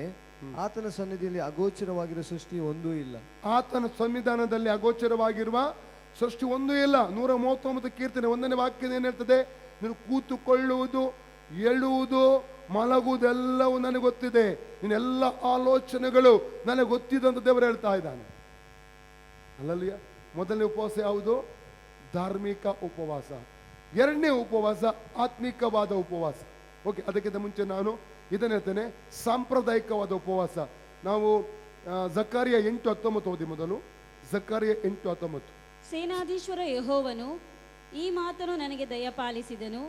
ಸೇನಾಧೀಶ್ವರ ಯೆಹೋವನು ಇಂತೆನ್ನುತ್ತಾನೆ, 4ನೇ ತಿಂಗಳಿನ ಉಪವಾಸ, 5ನೇ ತಿಂಗಳಿನ ಉಪವಾಸ, 7ನೇ ತಿಂಗಳಿನ ಉಪವಾಸ, 10ನೇ ತಿಂಗಳಿನ ಉಪವಾಸ ಇವು ಯಹೂದ ವಂಶಕ್ಕೆ ವಿಶೇಷವಾದ ಹಬ್ಬಗಳಾಗಿ ಹರ್ಷೋಲ್ಲಾಸಗಳನ್ನುಂಟು ಮಾಡುವು.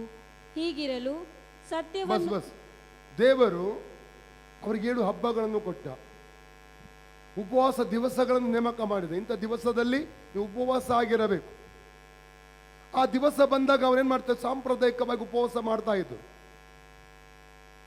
ಜೀವಿತದಲ್ಲಿ ಯಾವುದೇ ವಿಧ ಪರಿವರ್ತನೆ ಇಲ್ಲ, ನಂಬಿಕೆ ಇಲ್ಲ, ದೇವರ ಮೇಲೆ ನಂಬಿಕೆ ಇಲ್ಲ, ಪ್ರಾರ್ಥನೆ ಮಾಡ್ತಾ ಇರಲಿಲ್ಲ, ದೇವರಲ್ಲಿ ಅವರಿಗೆ ಆಸಕ್ತಿ ಇರಲಿಲ್ಲ.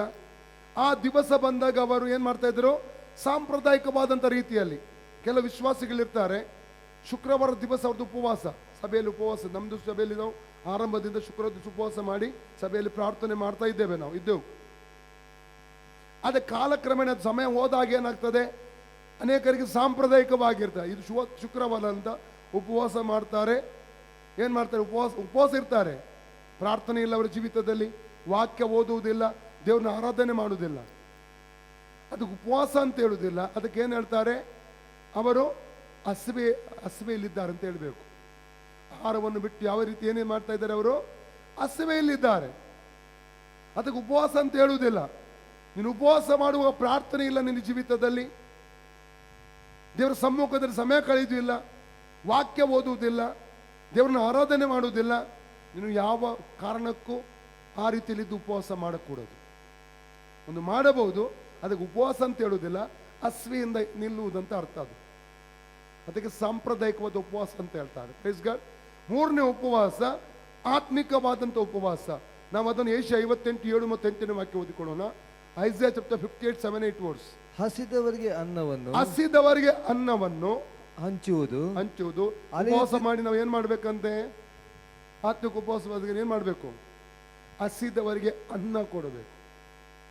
ಹಸಿದವರಿಗೆ ಏನು ಕೊಡಬೇಕು? ನಾವು ಉಪವಾಸ ಇರುವವರು ಅನ್ನ ಕೊಡುವಂಥದ್ದು. Praise God. ಅನೇಕರು ನಮ್ಮ ಮುಂದೆ ಹಸಿದವರಿದ್ದಾರೆ, ಅನೇಕ ಬರೋರಿದ್ದಾರೆ, ಅನೇಕ ಅನಾಥಾಶ್ರಮಗಳಿವೆ. ಅಲ್ಲಲ್ಲಿಯ ಹಸಿದಂಥ ವ್ಯಕ್ತಿಗಳಿಗೆ ನಾವು ಊಟ ಬಿಡ್ತೇವೆ. 7 ದಿವಸ ಉಪವಾಸ ಇರ್ಬೋದು, 40 ದಿವಸ ಇರ್ಬೋದು. ಹಸಿದವರಿಗೆ ಆಹಾರ ನಾವು ಕೊಡಬೇಕು. ಪ್ರೈಸ್ಗೆ ಮುಂದೆ ಓದಿ. ಅಲೆಯುತ್ತಿರುವ ಬಡವರನ್ನು ಮನೆಗೆ ಬರಮಾಡಿಕೊಳ್ಳುವುದು. ಅಲೆಯುತ್ತಿರುವಂತ ಬಡವರಿಗೆ ಏನ್ ಮಾಡ್ಬೇಕಂತೆ? ಮನೆಗೆ ನಾವು ಬರ ಮಾಡಬೇಕು. ಮುಂದೆ ಬೆತ್ತಲೆಯವರನ್ನು ಕಂಡಾಗೆಲ್ಲ ಅವರಿಗೆ ಹೊದಿಸುವುದು. ಅವರನ್ನು ಒದಿಸಬೇಕು. Praise God. ಮುಂದೆ ಓದಿ. ನಿನ್ನಂತೆ ನರನಾಗಿರುವ ಯಾವನಿಗೆ ಆಗಲಿ ಮುಖ ತಪ್ಪಿಸಬಾರದು, ಕೋಪ ಇಟ್ಕೋಬಾರದು, ಮನಸ್ತಾಪ ಇಟ್ಕೋಬಾರದು, ಅಲ್ಲಲ್ಲಿಯ ವೈಮನಸ್ಸು ಇಟ್ಕೋಬಾರದು, ಹಾಗೆ ಇಟ್ಕೋಬಾರದು. ಉಪವಾಸ ನೀವು ಮಾಡ್ತಾ ಇರುವುದಾದರೆ ಮೊದಲು ನಿಮ್ಮ ವೈರಿ ಜೊತೆಯಲ್ಲಿ ಸಂಧಾನವಾಗಬೇಕು. ವಾಕ್ಯ ಏನ್ ಹೇಳ್ತದೆ? ಮತ್ತಾಯನ ಸುವಾರ್ತೆ 4ನೇದು 23-24 ವಾಕ್ಯ ಏನ್ ಹೇಳ್ತದೆ ಅಂದ್ರೆ, ನೀವು ಕಾಣಿಕೆಯನ್ನು ತೆಗೆದುಕೊಂಡು ದೇವರ ಸಮ್ಮುಖಕ್ಕೆ ಹೋಗುವಾಗ ದಾರಿ ಮಧ್ಯದಲ್ಲಿ ಒಂದು ವೇಳೆ ನಿನ್ನ ಸಹೋದರನಿಗೆ ವಿರುದ್ಧವಾಗಿ ನಿಮ್ಮ ಮನಸ್ಸಲ್ಲಿ ಏನಾದರೂ ಇದೆ ಎಂಬುದಾಗಿ ಯೋಚನೆ ಬಂದರೆ, ನಿನ್ನ ಕಾಣಿಕೆಯನ್ನು ಅಲ್ಲೇ ಬಿಟ್ಟು ಮೊದಲು ನಿನ್ನ ಸಹೋದರ ಜೊತೆಲಿ ಒಂದಾಗು, ಮತ್ತೆ ಬಂದು ನಿನ್ನ ಕಾಣಿಕೆಯನ್ನು ಸಮರ್ಪಿಸುವಂತ ವಾಕ್ಯ ಹೇಳ್ತಾ ಇದೆ. ಅವಾಗ ನಿನ್ನ ಕಾಣಿಕೆ ದೇವರು ಸ್ವೀಕಾರ ಮಾಡ್ತಾನೆ. Hallelujah, hallelujah. ನಾನು ರಕ್ಷಣೆ ಹೊಂದುವಂತ ದಿವಸ ಸಂದರ್ಭದಲ್ಲಿ ನನಗೆ ಭಯಂಕರ ರೋಗ ಇತ್ತು. ರೋಗ ಅಂದರೆ ಪೂನಾದಲ್ಲಿದ್ದ ಸಂದರ್ಭದಲ್ಲಿ ಕೈ ಕಾಲುಗಳು, ಎರಡು ಕಾಲುಗಳು ಊದಿಕೊಂಡಿದ್ದವು, ಕಲ್ಲಿನಂತ ಆಗಿತ್ತು. ಇಷ್ಟು ದೊಡ್ಡ ಕೈ ಎತ್ತಲಿಕ್ಕೆ ಆಗ್ತಾ ಇಲ್ಲ, ಸೊಂಟ ದಿಸ್ಲಿಕ್ಕೆ ಆಗ್ತಾ ಇಲ್ಲ, ಗಂಟ ದಿಸ್ಲಿ ಆಗ್ತಾ ಇರಲಿಲ್ಲ. 3 ಸಲ ಪೂನಾದಲ್ಲಿ ಸಾಧನ ಹಾಸ್ಪಿಟಲ್ ಎಂಬಂಥ ಹಾಸ್ಪಿಟಲಲ್ಲಿ ಸುಮಾರು 3 ಸಲ ಅಡ್ಮಿಟ್ ಆದೆ ನಾನು. ಅಲ್ಲಿ ಕೊಟ್ಟಂತ ಡಾಕ್ಟರ್ ಕೊಟ್ಟ ರಿಪೋರ್ಟು ಸಾಯುವವರೆಗೆ ಇನ್ನು ನಡಿಲಿಕ್ಕೆ ಆಗಲ್ಲ. ನನಗಿಬ್ಬರು ಹಿಡಿದ್ರು ಕೂಡ ಭಾರಿ ಕಷ್ಟದಿಂದ ಒಂದೊಂದು ಹೆಜ್ಜೆ ಆಗ್ತಾ ಇದ್ದೆ ನಾನು. ಡಾಕ್ಟರ್ ಹೇಳಿದ್ರು ಲಾಂಗ್ ಲೈಫ್ ಇದೇ ರೀತಿ ಇರ್ತದೆ, ಮಾತ್ರವಲ್ಲ ಇದೊಂದು 10,000ದಲ್ಲಿ ಒಬ್ಬನಿಗೆ ಬರುವಂಥದ್ದು, ಸಾಯುವವರೆಗೆ ಮೆಡಿಸಿನ್ ಚಾಲಿಟ್ರೆ ರೋಗ ಗುಣ ಆಗುವುದಿಲ್ಲ ಅಂತ ಹೇಳಿದ್ರು. ಮತ್ತೆ ನಾನ್ ವೆಜ್ ಸಾಯುವವರೆಗೆ ಬಿಲ್ಕುಲ್ ತಿನ್ಲಿಕ್ಕಿಲ್ಲ, ಮೊಟ್ಟೆ ಆಗಲಿ, ಮೀನು ಆಗಲಿ, ಮಾಂಸ ಆಗಲಿ, ತರಕಾರಿ ಊಟನೇ ಮಾಡ್ಬೇಕಂತ ಹೇಳಿದ್ರು. ಮೆಡಿಸಿನ್ ಚಾಲಿಟ್ರೆ ರೋಗ ಗುಣ ಆಗುವುದಿಲ್ಲ, ಸ್ವಲ್ಪ ಸಿಡಿತ ಕಡಿಮೆ ಆಗ್ತಾ ಎಲ್ಲಿ ಬಿದ್ದಂತ ಹೇಳಿದ್ರು. ಕೂತ್ಕೊಳ್ಳಿಕ್ಕಿಲ್ಲ, ಮಲಗಲಿಕ್ಕಿಲ್ಲ, ನಿಲ್ಲಕ್ಕಿಲ್ಲ, ಭಯಂಕರ ಸಿಡಿತ. ಊರಿಗೆ ಬಂದೆ. ಜೆ.ಎಂ.ಜೆ ಆಸ್ಪತ್ರೆಯಲ್ಲಿ ನನ್ನ ತಾಯಿ ರಿಕ್ಷಾದಲ್ಲಿ ಕರ್ಕೊಂಡು ಹೋಗಿ ಜೆ.ಎಂ.ಜೆ ಆಸ್ಪತ್ರೆ ಹರ್ಷದ ಮೇಲೆ ಉಡುಪಿಯಲ್ಲಿ ಅದರಲ್ಲಿ ಅಡ್ಮಿಟ್ ಮಾಡಿದ್ರು. ಉಡುಪಿಯ ಫೇಮಸ್ ಡಾಕ್ಟರ್ ನನಗೆ ಟ್ರೀಟ್ಮೆಂಟ್ ಕೊಡ್ತಾ ಇದ್ರು. ಯಾವ ರಿಪೋರ್ಟ್ ಪೂನಾದಲ್ಲಿ ಕೊಡಲ್ಪಟ್ಟಿತ್ತು, 7 ದಿವಸ ಇದ್ದೆ ನಾನು. ಅದೇ ರಿಪೋರ್ಟ್ ನನಗೆ 7ನೇ ದಿವಸ ಸ್ವಲ್ಪ ಇದ್ದಂಥ ನಿರೀಕ್ಷೆ ಕಳ್ಕೊಂಡೆ. 7ನೇ ದಿವಸ ಆತ್ಮಹತ್ಯೆ ಮಾಡಿ ಸಾಯಬೇಕೆಂಬ ತೀರ್ಮಾನ ತಗೊಂಡೆ ನಾನು. ಅದರ ನಂತರ ಮಧ್ಯಾಹ್ನ ಊಟ ಪುಲ್ಲಂಟಿ ಮತ್ತು ವಿನ್ನುದು ತಾಯಿ ಮತ್ತು ನನ್ನ ತಾಯಿ ಊಟ ತಗೊಂಡು ಬಂದರು. ಮಧ್ಯಾಹ್ನ ಊಟ ತಗೊಂಡು ಬಂದಾಗ ನಾನು ಊಟ ಮಾಡಲಿಕ್ಕೆ ಆಸಕ್ತಿ ತೋರಿಸಲಿಲ್ಲ. ಅವಾಗಲೇ ಪ್ಲಾನ್ ಮಾಡಿದ ಆತ್ಮಹತ್ಯೆ ಮಾಡಿಕೊಂಡು ಸಾಯ್ಬೇಕಂತ. ತಾಯಿ ನನಗೆ ಗೊತ್ತಾಯ್ತು ತುಂಬ ದುಃಖದಲ್ಲಿದ್ದಾನೆ.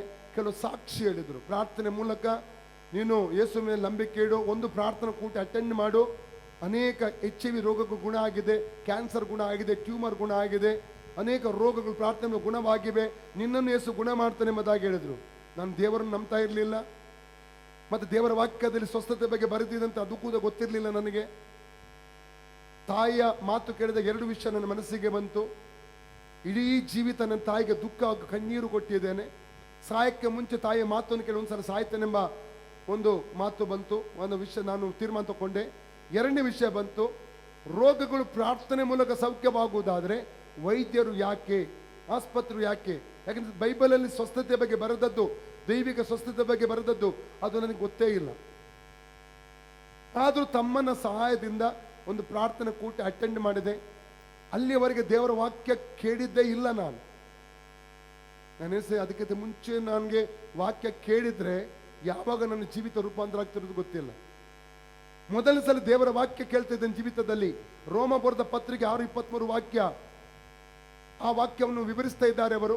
ಆ ವಾಕ್ಯ ಈ ರೀತಿ ಹೇಳ್ತದೆ, ಪಾಪದ ಸಂಬಳ ಮರಣ, ದೇವರ ಉಚಿತವಾದಂಥ ವರ ಕರ್ತನಾದ ಯೇಸು ಕ್ರಿಸ್ತನಲ್ಲಿರುವ ನಿತ್ಯ ಜೀವ. ನನ್ನ ಪಾಪಗಳು ಕಣ್ಣ ಮುಂದೆ ಬರ್ತಾ ಇದೆ. ಯೇಸು ಎಷ್ಟು ರಕ್ತ ಸುರಿಸಿದ್ದೇನೆ, ಎಷ್ಟೋ ಪಾಪಗಳನ್ನು ಮಾಡಿದ್ದೇನೆ, ಎಷ್ಟೋ ಜನರಿಗೆ ಹೊಡೆದಿದ್ದೇನೆ, ಎಷ್ಟೋ ಅನ್ಯಾಯ ಮಾಡಿದ್ದೇನೆ. ದೇವರನ್ನು ಕ್ಷಮಿಸು ಕ್ಷಮಿಸು. ಕಣ್ಣೀರು ಗಂಟೆ ಕಟ್ಟೆಯಲ್ಲಿ ಹೋಗ್ತಾ ಉಂಟು. ಮಗುವಿನಂತ ಅಳ್ತಾ ಇದ್ದೇನೆ ನಾನು, ನನಗೆ ಗೊತ್ತಿಲ್ಲ ಅದು. ದೇವರವಾಕ್ಯ ಯೋಹನ್ನ 6:63 ಹೇಳ್ತದೆ, ವಾಕ್ಯ ಆತ್ಮವಾಗಿಯೂ ಜೀವವಾಗಿ ಇದೆ.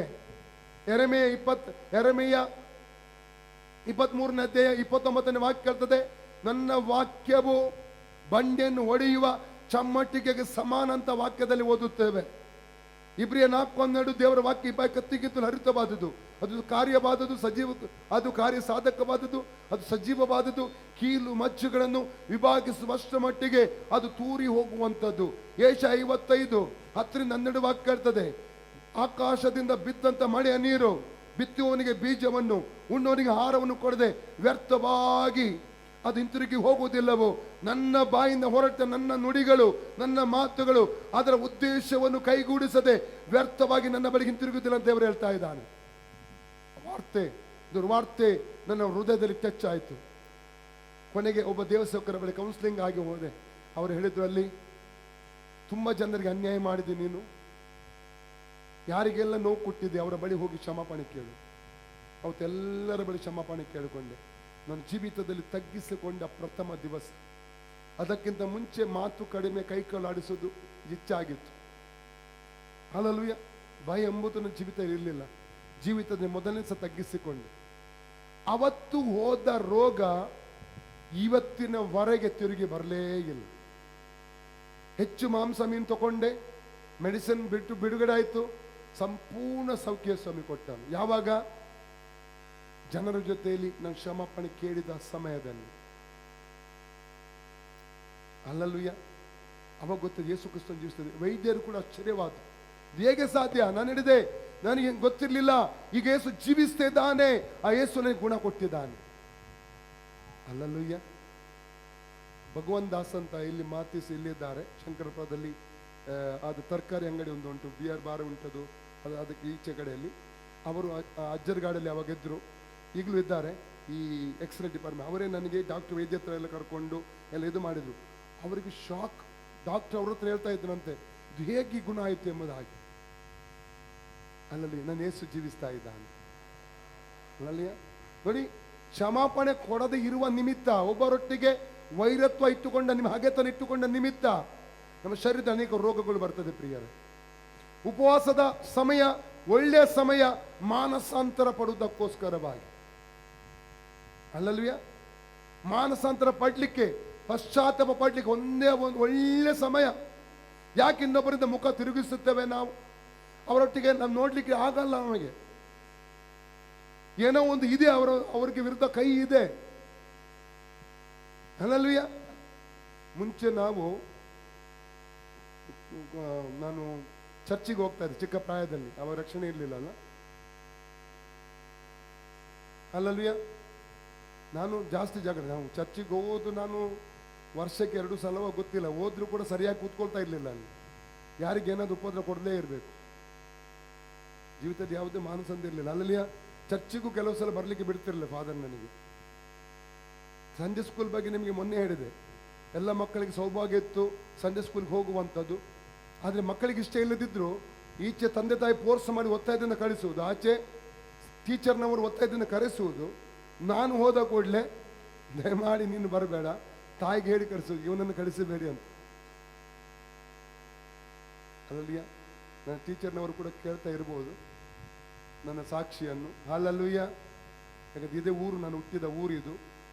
ಅಲ್ಲಿ ಆದರೆ 1ರಿಂದ 4ನೇ ಕ್ಲಾಸ್ಗೆ ಒಂದು ಶಾಲೆಗೆ ಹೋದೆ ನಾನು, 5ನೇ ಕ್ಲಾಸ್ ಒಂದು ಶಾಲೆಗೆ ಹೋದೆ, 6ನೇ ಕ್ಲಾಸ್ ಒಂದು ಶಾಲೆಗೆ ಹೋದೆ, 7ನೇ ಕ್ಲಾಸ್ ಒಂದು ಶಾಲೆಗೆ ಹೋದೆ, 8ನೇ ಕ್ಲಾಸ್ 2 ಶಾಲೆ. ಯಾಕೆಂದ್ರೆ ಒಂದ್ಸಲ ಫೈಲ್ ಆದೆ ನಾನು. ಅದೇ ಕೊನೆ ನನ್ನದು. ಪ್ರತಿ ಹೆಡ್ ಟೀಚರ್ ತಾಯಿ ಕರೆದು ಹೇಳ್ತಿದ್ರು, ಇವನನ್ನು ಬೇರೆ ತಂದೆ ಶಿಪ್ಪಲ್ಲಿದ್ರು, ವರ್ಷಕ್ಕೊಮ್ಮರ್ತಿದ್ರು, ಇಲ್ಲಿ ಬೇಡ, ಅವನು ಎಲ್ಲಿ ಬೇಕಾದ್ರು, ಇಲ್ಲಿ ಬೇಡ ದಮ್ಮೆ ಅಂತ ಹೇಳ್ತಿದ್ರು. ಸ್ವಲ್ಪ ಯೋಚಿಸಿ. ಹಾಲಲ್ಲೂಯ್ಯ. ಹಾಲಲ್ಲೂಯ್ಯ. ನಿನ್ನಂತ ನರನಿಗೆ ಮುಖವನ್ನು ತಿರುಗಿಸದಿರುವುದು. ಉಪವಾಸ ಮಾಡುವಂತ ನಾವು ಇನ್ನೊಂದು ವ್ಯಕ್ತಿಗೆ ಮುಖ ತಿರುಗಿಸಬಾರದು. ಹಾಲಲ್ವಿಯ. ಒಂದು ವೇಳೆ ಯಾರಿಗೆ ವಿರುದ್ಧವಾಗಿ ನಿಮ್ಮಲ್ಲಿ ಕೈಗಳಿರುವುದಾದರೆ ಇವತ್ತೇ ಅದನ್ನು ಬಿಟ್ಟು ಬಿಡ್ರಿ ಪ್ರಿಯರೇ. ಅದು ನಿಮಗೆ ಆಶೀರ್ವಾದವಲ್ಲ. ನಿಮ್ಮ ರೋಗ ಬಿಟ್ಟು ಹೋಗದೆ ಇರುವುದು ಅದು ಇಲ್ಲಿಯವರೆಗೆ ಪ್ರಾರ್ಥಿಸಿ ಅದರ ಕಾರಣ ಕೇಳಿ ಪವಿತ್ರಾತ್ಮನ ಬಳಿ. ಒಂದು ವೇಳೆ ಇನ್ನೊಬ್ಬರಲ್ಲಿ ಹಾಗೆ ಇಟ್ಟದ್ದು, ವೈಮನಸ್ಸು ಇಟ್ಟದ್ದು, ಕೋಪ ಇಟ್ಟದ್ದು ಒಂದು ಕಾರಣವಾಗಿರಬಹುದು. ವೈದ್ಯರು ಕೂಡ ಅದನ್ನೇ ಹೇಳ್ತಾರೆ. ವೈದ್ಯರಿಗಿಂತ ಮುಂಚೆ ಸತ್ಯವೇದ ಹೇಳ್ತದೆ. ವೈದ್ಯರು ಫೈಲ್ ಆದ್ಮೇಲೆ ಸತ್ಯವೇದದ ಮೂಲಕ ಪರಿಹಾರ ಸಿಗುವಂಥದ್ದು. ಅಲ್ಲಲ್ವಿಯ. ಮುಂದೆ ಓದಿ. ಇವುಗಳೇ ನನಗೆ ಇಷ್ಟವಾದ ಉಪವಾಸ ವೃತವಲ್ಲವೇ? ನಿನ್ನಂತ ನರನಿಗೆ ಮುಖ ಮಾಡಿಕೊಳ್ಳದಿರುವುದು. ಇವುಗಳೇ ನನಗೆ ಇಷ್ಟವಾದ ಉಪವಾಸ ವೃತ. ಇವುಗಳೇ ನನಗೆ ಇಷ್ಟವಾದ ಉಪವಾಸ. ಹಾಲಲುಯ್ಯ. ಹಾಲಲುಯ್ಯ. 7ರಿಂದ ಓದಿ. 7ರಿಂದ. ಹಸಿದವರಿಗೆ ಅನ್ನವನ್ನು ಹಂಚುವುದು, ಅಲೆಯುತ್ತಿರುವ ಬಡವರನ್ನು ಮನೆಗೆ ಬರ ಮಾಡಿಕೊಳ್ಳುವುದು, ಬೆತ್ತಲೆಯವರನ್ನು ಕಂಡಾಗೆಲ್ಲ ಅವರಿಗೆ ಹೊದಿಸುವುದು, ನಿನ್ನಂತೆ ನರನಾಗಿರುವ ಯಾವನಿಗೆ ಆಗಲಿ ಮುಖ ತಿರುಗಿಸುವುದು. ಇದು ನನಗಿಷ್ಟವಾದ ಉಪವಾಸ. Price God. ಹಲ್ಲೆಲೂಯಾ. ಇದು ಆತ್ಮಿಕ ಉಪವಾಸವಾಗಿದೆ. 3 ವಿಧವಾದ ಉಪವಾಸ ಇದೆ. ಅರ್ಥ ಆಯ್ತಲ್ಲ? ಯಾವುದು? ಮೊದಲನೇದು ಯಾವುದು? ಧಾರ್ಮಿಕ ಉಪವಾಸ. 2ನೇದು ಯಾವುದು? ಸಾಂಪ್ರದಾಯದ ಉಪವಾಸ. 3ನೇದು ಯಾವುದು? ಆತ್ಮಿಕವಾದ ಉಪವಾಸ. ಇದನ್ನು ನಮ್ಮ ಮೈಂಡಲ್ಲಿ ಇಟ್ಕೋಬೇಕು ನೀವು. Praise God. ಯಾವುದು ಇಷ್ಟಪಡ್ತೀರಿ? ಯಾವ ಉಪವಾಸ ಮಾಡ್ಲಿಕ್ಕೆ ಇಷ್ಟಪಡ್ತೀರಿ ನೀವು? ಆತ್ಮಿಕವಾದದ್ದು. Praise God. ಓಕೆ, ಈಗ 3ನೇದ ಮುಂದಕ್ಕೆ ನಾವು ನೋಡೋಣ. ಎಷ್ಟು ವಿಧವಾಗಿ ಉಪವಾಸ ನಾವು ಮಾಡಬಹುದು. 1ನೇದಾಗಿ ಅಪೊಸ್ತಲಗೀತೆ 9:9, ನೀರು ಬಿಟ್ಟು ಆಹಾರ ಬಿಟ್ಟು. ನೀರು ಬಿಟ್ಟು ಆಹಾರ ಬಿಟ್ಟು. ಸಿಕ್ಕಿದ್ರೆ ಓದಿ. ಅವನು 3 ದಿವಸ ಕಣ್ಣು ಕಾಣದೆ ಏನು ತಿನ್ನಲಿಲ್ಲ ಏನು ಕುಡಿಯಲಿಲ್ಲ. ಏನು ಪೌಲನು 3 ದಿವಸ ಕಣ್ಣು ಕಾಣಿ ಏನು ತಿನ್ನಲಿಲ್ಲ ಏನು ಕುಡಿಯಲಿಲ್ಲ. ಆ ಧರ್ಮೋಪದೇಶ ಕಾಂಡ 9:18, ಡ್ಯೂಟೋನಮಿ ಚಾಪ್ಟರ್ 9:18.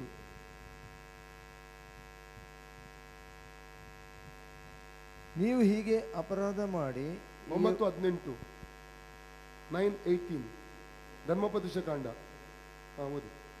ನೀವು ಹೀಗೆ ಅಪರಾಧ ಮಾಡಿ ಯೆಹೋವನ ದೃಷ್ಟಿಯಲ್ಲಿ ಕೆಟ್ಟದನ್ನು ನಡೆಸಿ ಆತನನ್ನು ಕೋಪಗೊಳಿಸಿದ ಕಾರಣ ನಾನು ಮೊದಲಿನಂತೆ ಅನ್ನಪಾನಗಳನ್ನು ಬಿಟ್ಟು ಅನ್ನ ಮತ್ತು ಪಾನ ಬಿಟ್ಟು 40 ದಿನ ಎಲ್ಲರಣಿ ಅನ್ನ ಪಾನ ಬಿಟ್ಟು ಮೊದಲ ಉಪವಾಸ ಯಾವುದಾಗಿದೆ? ಆಹಾರವನ್ನು ಬಿಡಬೇಕು ಮತ್ತೆ ನೀರನ್ನು ಲಿಕ್ವಿಡ್ ಅನ್ನು ಬಿಡಬೇಕು. ನಾನು 4 ದಿವಸ ಮಾತ್ರ ಮಾಡಿದ್ದೇನೆ ಲಿಕ್ವಿಡ್ ಬಿಟ್ಟು, ಅಲ್ಲಲ್ಲಿಯ. ಆದರೆ ನೀರನ್ನು ಕುಡಿದು ಟೀ ಕುಡಿದು ಅಲ್ಲಲ್ಲಿಯ ಲಿಕ್ವಿಡಲ್ಲಿ ನಾನು 40 ದಿವಸ ಮಾಡಿದ್ದೇನೆ, ಅಲ್ಲಲ್ಲಿಯ. ಈಗ ಸಹ ನಾನು ಇದ್ದೇನೆ ಉಪವಾಸ, 7ನೇ ದಿವಸ ಇವತ್ತು ನಂದು, ಅಲ್ಲಲ್ಲಿಯ. ಉಪವಾಸ ಇದ್ದಾಗ ಕಾಣ್ತದ ಇಲ್ಲ, ಅಲ್ಲಿ ನಿಮ್ಗೆ ಎನ್ಕರೇಜ್ ಮಾಡಲಿಕ್ಕೆ ಮಾತ್ರ ಹೇಳ್ತಿದ್ದೆ ನಾನು. ಪ್ರೈಸರ್ ಕಳೆದ ವರ್ಷ 3 ಸಲ 40 ದಿವಸ ಮಾಡಿದೆ, 3 ಸಲ 21 ದಿವಸ ನಾನು ಮಾಡಲಿಕ್ಕೆ ಬಲ ಕೊಟ್ಟ, ಕೃಪೆ ಕೊಟ್ಟ ನನಗೆ. ಲಕ್ಷಣದ ಆರಂಭದಲ್ಲಿ 1 ತಿಂಗಳಲ್ಲಿ 25 ದಿವಸ ಉಪವಾಸ ಇದ್ದೆ. ಎಲ್ಲರೂ ಬೈತಾ ಇದ್ರು, ಅಲ್ಲಲ್ಲಿಯ. ನನಗೆ ಹುಚ್ಚು, ದೇವರ ಪ್ರಸನ್ನತೆ ಬೇಕು, ದೇವರ ಸಾನ್ನಿಧ್ಯ ಬೇಕು, ಕೃಪಾ ವರಗಳು ಬೇಕು, ಸೇವೆ ಮಾಡಬೇಕು. ಅದಕ್ಕಾಗಿ ಹುಚ್ಚನಂತೆ ಉಪವಾಸ ಮಾಡಿ ನಾನು ದೇವರ ಸೇವೆ ಮಾಡ್ತಾ ಇದ್ದೆ ನಾನು, ಅಲ್ಲಲ್ಲಿಯ. ಮೊದಲ ವಿಧಾನ ಯಾವುದಾಗಿದೆ? ಅನ್ನ ಬಿಟ್ಟು ನೀರನ್ನು ಬಿಟ್ಟು. ಅದು ಮತ್ತೆ ಯಾವ ರೀತಿ ಏನಂತ ನಾನು ಮುಂದಕ್ಕೆ ಹೇಳ್ತೇನೆ ನಿಮಗೆ ಹೇಗೆ ಮಾಡಬೇಕಂತ. Praise God. 4 ದಿವಸ ಮಾತ್ರ ಅನ್ನ ಮತ್ತು ಪಾನ ಬಿಟ್ಟು ಮಾಡಿದ್ದೇನೆ. ಮೊನ್ನೆ ಸೇವಕರಲ್ಲಿ 100 ದಿವಸ ಯಾರು ಮಾಡಿದ್ರಂತೆ ಅನ್ನ ಪಾನ ಬಿಟ್ಟು. ನನಗಂತೂ ಆಗಲಿ, ನಾನು ಎಣಿಸನೆ ಅನ್ನ ಪಾನ ಬಿಟ್ಟು 40 ದಿವಸ ಮಾಡಬೇಕಾದ್ರೆ ದೇವರ ವಿಶೇಷ ಕೃಪೆ ಬೇಕು. ಅದಕ್ಕಿಂತ ಮೇಲೆ ಮಾಡಬೇಕಾದ್ರೆ ನನಗೆ ಗೊತ್ತಿಲ್ಲ. ಅದು ನೀರನ್ನು ಬಿಟ್ಟು ಕೂಡ ಹಲಲುಯ ನನಗೆ ಗೊತ್ತಿಲ್ಲ ಯಾರು ಮಾಡಿದ್ದಾರೆ ಎಂಬುದಾಗಿ. Praise God. ಸುಲಭ ಅಲ್ಲ. 40 ದಿವಸ ಆದ ಅನ್ನಪಾನ ಬಿಟ್ಟು ಮಾಡುವುದು ದೇವರ ಕೃಪೆ. ಅದು ಸುಲಭವಾದ ಮಾತಲ್ಲ, ಹಲ್ಲೆಲೂಯಾ. ಸುಲಭ ಅಲ್ಲ ಅದು. ಓಕೆ, ಇರಲಿ ಅದು. ಓಕೆ, 2ನೇ ಉಪವಾಸ ನೀರನ್ನು ಬಿಟ್ಟು, ಅಂದ್ರೆ ಆಹಾರವನ್ನು ಬಿಟ್ಟು ಪಾನೀಯವನ್ನು ನೀರನ್ನು ಸೇವಿಸಿ ಮಾತ್ರ ಮಾಡುವ ಉಪವಾಸ. ಲೂಕ 4:2 ಓದಿ. ಲೂಕ್ 4:2.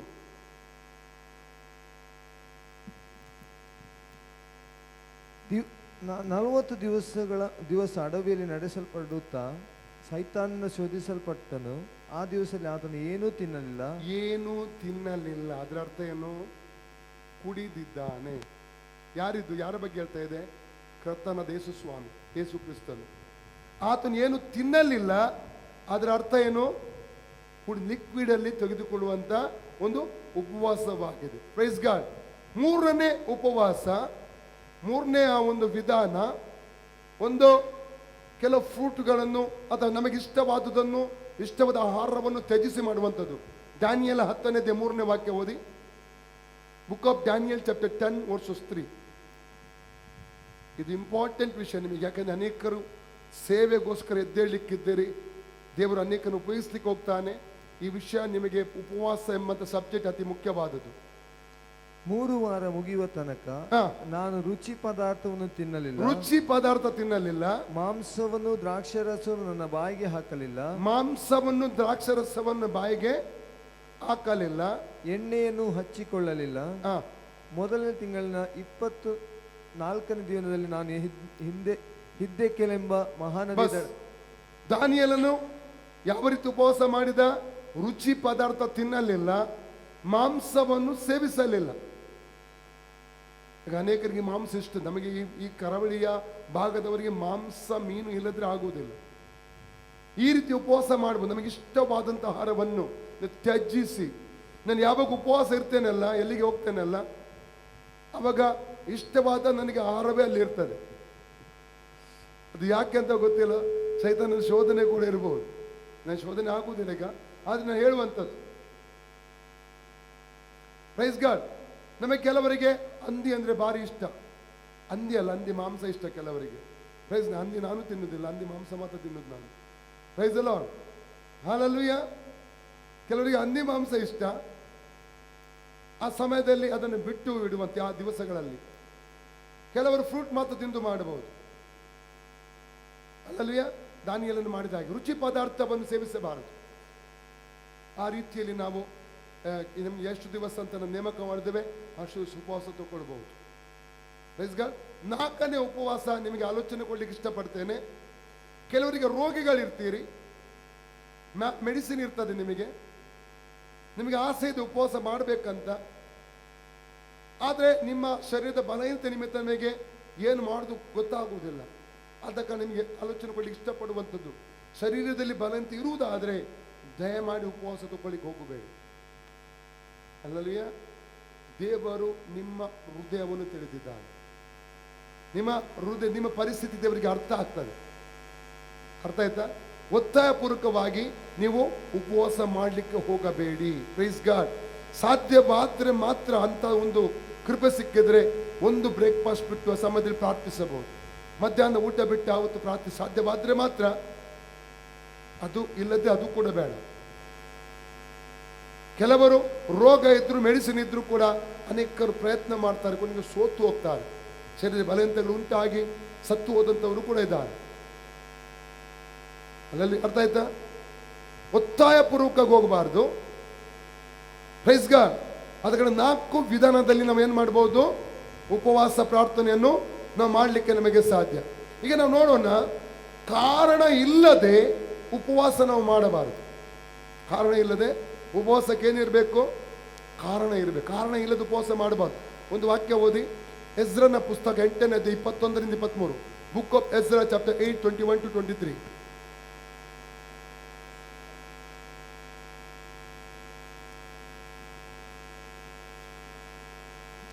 ಆಮೇಲೆ ಆ ಅಹಾವ ನದಿಯ ಬಳಿಯಲ್ಲಿ ನಾವು ಉಪವಾಸದಿಂದಿದ್ದು ನಮ್ಮ ದೇವರ ಮುಂದೆ ನಮ್ಮನ್ನು ತಗ್ಗಿಸಿಕೊಂಡು ನಮಗೂ ನಮ್ಮ ಮನೆಯವರಿಗೂ ನಮ್ಮ ಎಲ್ಲ ಆಸ್ತಿಗೂ ಪ್ರಯಾಣದಲ್ಲಿ ಶುಭವನ್ನು ಕೇಳಿಕೊಳ್ಳಬೇಕೆಂದು ಯಾಕೆ ಉಪವಾಸ ಆಗಿದ್ದಾರೆ? ಅವರ ಪ್ರಯಾಣದಲ್ಲಿ ಶುಭವನ್ನು ಕೇಳುವುದಕ್ಕಾಗಿ. ಅವರು ಪ್ರಯಾಣದಲ್ಲಿ ಹೊರಡ್ತಾ ಇದ್ದಾರೆ. ಅವರ ಆಸ್ತಿಗೆ ಪ್ರೊಟೆಕ್ಷನ್ ಬೇಕು, ಅವರಿಗೆ ಒಂದು ದೈವಿಕ ಪ್ರೊಟೆಕ್ಷನ್ ಬೇಕು. ಆ ದಿವಸಗಳೆಂಥ ದಿವಸ ಅಂದರೆ ಒಂದು ಗುಂಪು ಇನ್ನೊಂದು ಗುಂಪಿನ ಮೇಲೆ ಬೀಳ್ತಾ ಇತ್ತು. ಕೊಳ್ಳೆ ಹೊಡಿಲಿಕ್ಕೆ, ದರೋಡೆ ಮಾಡಲಿಕ್ಕೆ, ನಾಶ ಮಾಡಲಿಕ್ಕೆ. ಆ ದಿವಸಗಳಲ್ಲಿ ಒಬ್ಬೊಬ್ಬರು ಇಬ್ಬಿಬ್ಬರು ಪ್ರಯಾಣದಲ್ಲಿ ಹೋಗುವಂಥದ್ದು ಸುಲಭದ ಒಂದು ಸಂಗತಿ ಆಗಿರಲಿಲ್ಲ. ದಾರಿ ಮಧ್ಯಗಳಲ್ಲಿ, ಮರುಭೂಮಿಗಳಲ್ಲಿ ಅಲ್ಲಲ್ಲಿ ದರೋಡೆಕೋರರು ಇರ್ತಾ ಇದ್ದರು, ಕಳ್ಳರು ಇರ್ತಾ ಇದ್ದರು. ಈಗ ಅವ್ರು ಏನು ಮಾಡ್ತಾ ಇದ್ದಾರೆ? ಪ್ರಯಾಣದಲ್ಲಿ ಹೋಗೋಕ್ಕೆ ಮುಂಚೆ ನಮ್ಮ ಆಸ್ತಿ ದೇವರೇ ಏನು ತೊಂದರೆ ಆಗಬಾರದು, ನಮಗೇನು ಕೇಡಾಗಬಾರದು, ನೀನು ಶುಭವನ್ನೇ ನಮಗೆ ಅನುಗ್ರಹಿಸಬೇಕು, ನೀನು ನಮ್ಮನ್ನು ಕಾಯಬೇಕು, ಪ್ರೊಟೆಕ್ಟ್ ಮಾಡಬೇಕು. ಅದಕ್ಕಾಗಿ ಏನು ಮಾಡ್ತಾ ಇದ್ದಾರೆ ಅವರು? ಅಹಾವ ಎಂಬಂಥ ನದಿಯ ಬಳಿಯಲ್ಲಿ ಅವರು ಕೂತು ಅವರು ಉಪವಾಸ ಮಾಡಿ ಪ್ರಾರ್ಥನೆ ಮಾಡಿದರು. ಅಲ್ಲಿ ಒಂದು ಕಾರಣದಲ್ಲಿ ನಾವು ನೋಡ್ತಾ ಇದ್ದೇವೆ. ಇನ್ನೊಂದು ಅಪೊಸ್ತಲತೆ 13ನೇ ಅಧ್ಯಾಯ 1ರಿಂದ 4ನೇ ವಾಕ್ಯ ಓದಿ. Acts of Apostles chapter 13 1 to 4.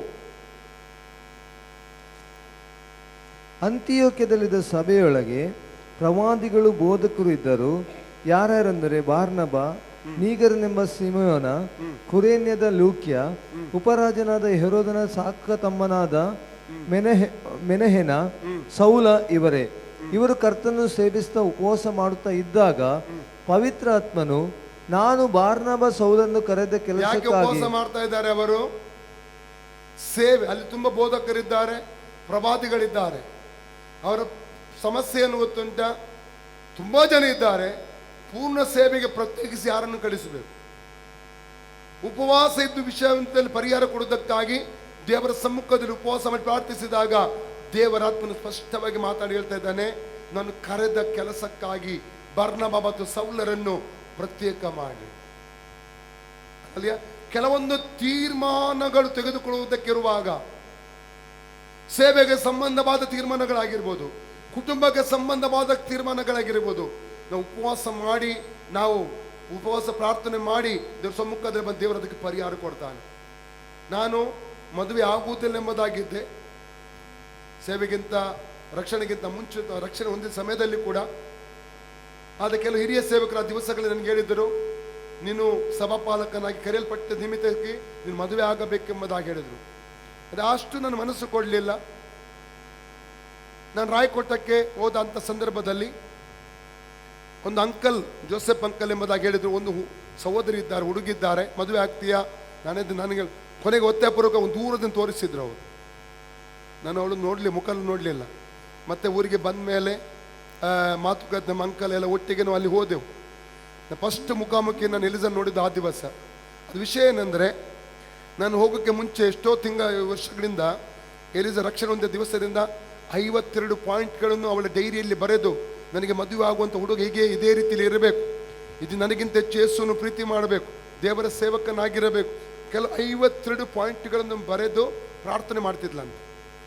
ನಾನು ಹೋಗೋಕ್ಕೆ ಮುಂಚೆ ಉಪವಾಸ ಇದ್ದೆ 3 ದಿವಸ. ಅಲ್ಲಿ ಹೋದಾಗ 3ನೇ ದಿವಸ ಅದು, ಅಲ್ಲಿ ಉಪವಾಸ ಇದ್ದೇನೆ ನಾನು. ದೊಡ್ಡ ಒಂದು ವಿಷಯ ಏನಂದ್ರೆ, ಅಲ್ಲಿ ಹೋದಾಗ ಅವಳು 3 ದಿವಸದಿಂದ ಉಪವಾಸ ಇದ್ದಾಳೆ. ಹಲ್ಲೆಲೂಯ. ಅಲ್ಲೇ ಅವತ್ತು ಮೊದಲನೇ ಸಲ ಅವಳನ್ನು ನೋಡಿದೆ ನಾನು. ದೇವರ ಕೃಪೆಯಿಂದ ಒಪ್ಪಿಗೆ ಸೂಚಿಸಲ್ಪಟ್ಟಿತ್ತು.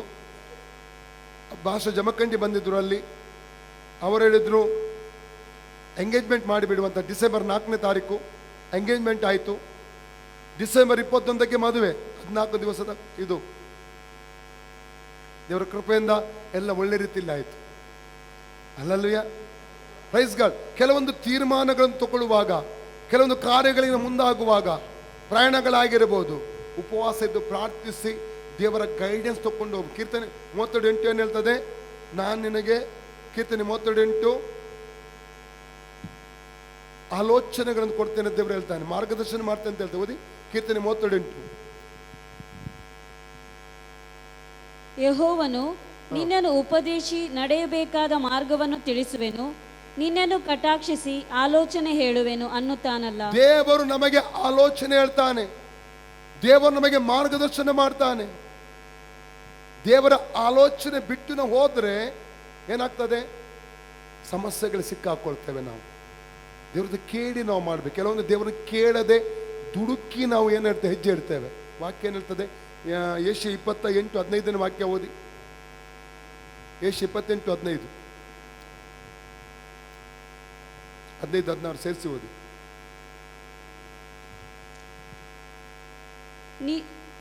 ನೀವು ನಿಮ್ಮೊಳಗೆ ಮೃತ್ಯುವಿನಿಂದ ಒಡಂಬಡಿಕೆಯನ್ನು ಪಡೆದುಕೊಂಡು, 16ನೇ ವಾಕ್ಯ ಓದಿ. 16 ಅದೇ ಸೇಮ್.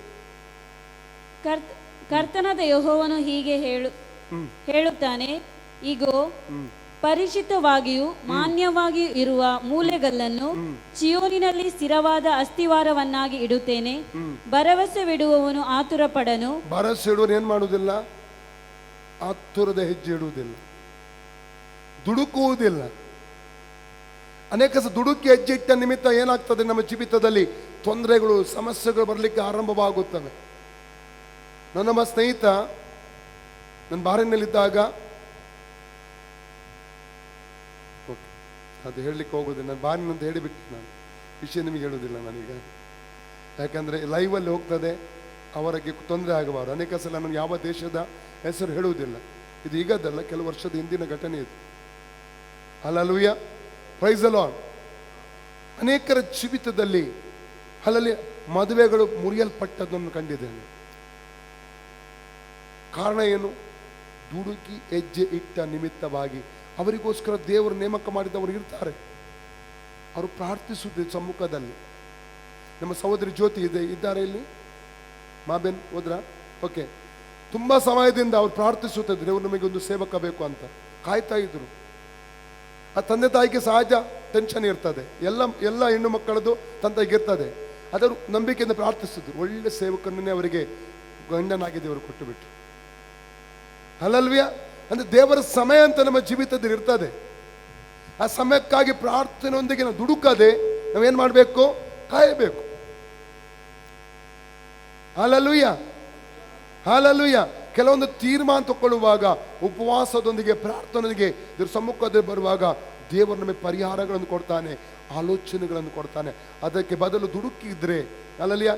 ನಾನು ರಾಯಕೋಟೆಗೆ ಹೋದಾಗ ಒಂದು ಪಾಸ್ಟರ್, ಹಾಸನದ ದೊಡ್ಡ ಪಾಸ್ಟರ್, ಯಾರಂತ ಹೇಳಿಕ್ಕೆ ಹೋಗಲ್ಲ, ಒಂದು ದೊಡ್ಡ ಪಾಸ್ಟರ್, ಅವ್ರ ತಂಗಿ ಅಲ್ಲಿ ಇದ್ರು. ಅವ್ರ ತಂಗಿಗೆ ಒಬ್ಬ ಹುಡುಗ ನೋಡಿದ. ಅವ್ರ ಪಾಸ್ಟಲ್ಲಿ ಬಂದಾಗ ಪಾಸ್ಟರ್ಗೆ ಹೇಳಿದ, ದೇವರು ದರ್ಶನದಲ್ಲಿ ನಿಮ್ಮ ತಂಗಿಯನ್ನೇ ಮದುವೆ ಆಗಬೇಕಂತ ತೋರಿಸಿದ. ಆಗ ಅವರು ಹೇಳಿದ್ರು, ತೊಂದರೆ ಇಲ್ಲ, ನಮಗೇನು ಸಮಸ್ಯೆ ಇಲ್ಲ, ಅದು ಅದೇ ದರ್ಶನ ಅವಳಿಗೂ ಕೂಡ ದೇವರು ಕೊಡಲಿ, ಅಲ್ಲಿವರೆಗೆ ಪ್ರಾರ್ಥನೆ ಮಾಡ್ತಾ ಇರುವಂತ ಇರೋದು. ಅರ್ಥ ಆಯ್ತಾ? Hallelujah, praise the Lord. ಅವರಿಗೆ ಒಳ್ಳೆ ಸೇವಕರೊಟ್ಟಿಗೆ ಮದುವೆ ಆಯ್ತು, ಸೇವೆ ಮಾಡ್ತಾ ಇದ್ದಾರೆ ಈಗ, ಪ್ರೈಸ್ ಗಾಡ್. ಹಾಗೆ ದರ್ಶನಗಳು ಬರ್ತದೆ, ಕೆಲವು ಸಲ ಕನಸುಗಳು ಬರ್ತದೆ, ಪ್ರವಾದನೆಗಳು ಬರ್ತದೆ. ಆದ ಕಾರಣ ಇನ್ನೊಬ್ಬರಿಗೆ ಮಾತಾಡಬೇಕು, ನಿಮ್ಮೊಟ್ಟಿಗೂ ದೇವರು ಮಾತಾಡಬೇಕು. Price the lord. ಓಕೆ, ನಮ್ಮ ಮುಂದಕ್ಕೆ ಹೋಗೋಣ. ಯಾಕೆ ಉಪವಾಸ ಪ್ರಾರ್ಥನೆಯನ್ನು ಮಾಡಬೇಕು? ಒಂದನೇದಾಗಿ ದೇವರನ್ನು ಆಶ್ರಯಿಸುವುದಕ್ಕಾಗಿ, ಸಮಸ್ಯೆಗಳ ಮಧ್ಯದಲ್ಲಿ, ಹೋರಾಟಗಳ ಮಧ್ಯದಲ್ಲಿ ಯಾಕುವುದಕ್ಕಾಗಿ? ದೇವರನ್ನು ಆಶ್ರಯಿಸುವುದಕ್ಕಾಗಿ. 2 ಪೂರ್ವಕಾಲ 20ನೇ 3ನೇ ವಾಕ್ಯ ಓದಿ. 2 Chronicles chapter 20 verses 3.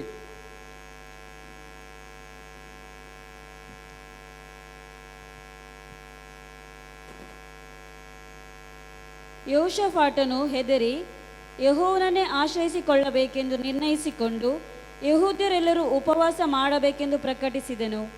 ಆಗ ಯೆಹೂದ್ಯರು ಯೆಹೋವನ ಸಹಾಯವನ್ನು ಕೇಳಿಕೊಳ್ಳುವುದಕ್ಕಾಗಿ ತಮ್ಮ ಎಲ್ಲ ಪಟ್ಟಣಗಳಿಂದ ಆತನ ಸನ್ನಿಧಿಯಲ್ಲಿ ಕೂಡಿ ಬಂದರು. ಹಲ್ಲೆಲೂಯಾ. 3 ಜನಾಂಗ, 1-2 ವಾಕ್ಯ ಓದಿದ್ದರಲ್ಲಿ ಗೊತ್ತಾಗ್ತದೆ. 3 ಗುಂಪಿನವರು ಅರಸನಾದ ಯೋಷಾಫಾಟ ಮತ್ತು ಯೆಹೂದ್ಯರಿಗೆ ವಿರುದ್ಧವಾಗಿ ಬರ್ತಾ ಇದ್ದಾರೆ. ಇವನ ಹತ್ರ ತಾಕತ್ತಿಲ್ಲ, ಬಲ ಇಲ್ಲ ಎದುರಿಸುವುದಕ್ಕಾಗಿ. ಈ ವಾಕ್ಯ ಏನ್ ಹೇಳ್ತದೆ? ಯೆಹೋವನನ್ನು ಆಶ್ರಯಿಸುವುದಕ್ಕಾಗಿ ಉಪವಾಸ ಮಾಡ್ತಾ ಇದ್ದಾನೆ. ಅನೇಕರು ಆಲೋಚನೆ ಕೊಟ್ಟಿರಬಹುದು, ಬೇರೆ ನೆರೆಕೆರೆಯ ದೇಶದ ಸೈನ್ಯದ ಸಹಾಯ ಕೇಳು, ಆಯುಧಗಳನ್ನು ಹೆಚ್ಚಿಸು, ಸೈನಿಕರು ಹೆಚ್ಚಿಸು, ಅನೇಕ ಆಲೋಚನೆ ಕೊಟ್ಟಿರಬಹುದು. ಅವನು ತೋಳು ಬಲದ ಮೇಲೆ ನಂಬಿಕೆ ಇಡಲಿಲ್ಲ.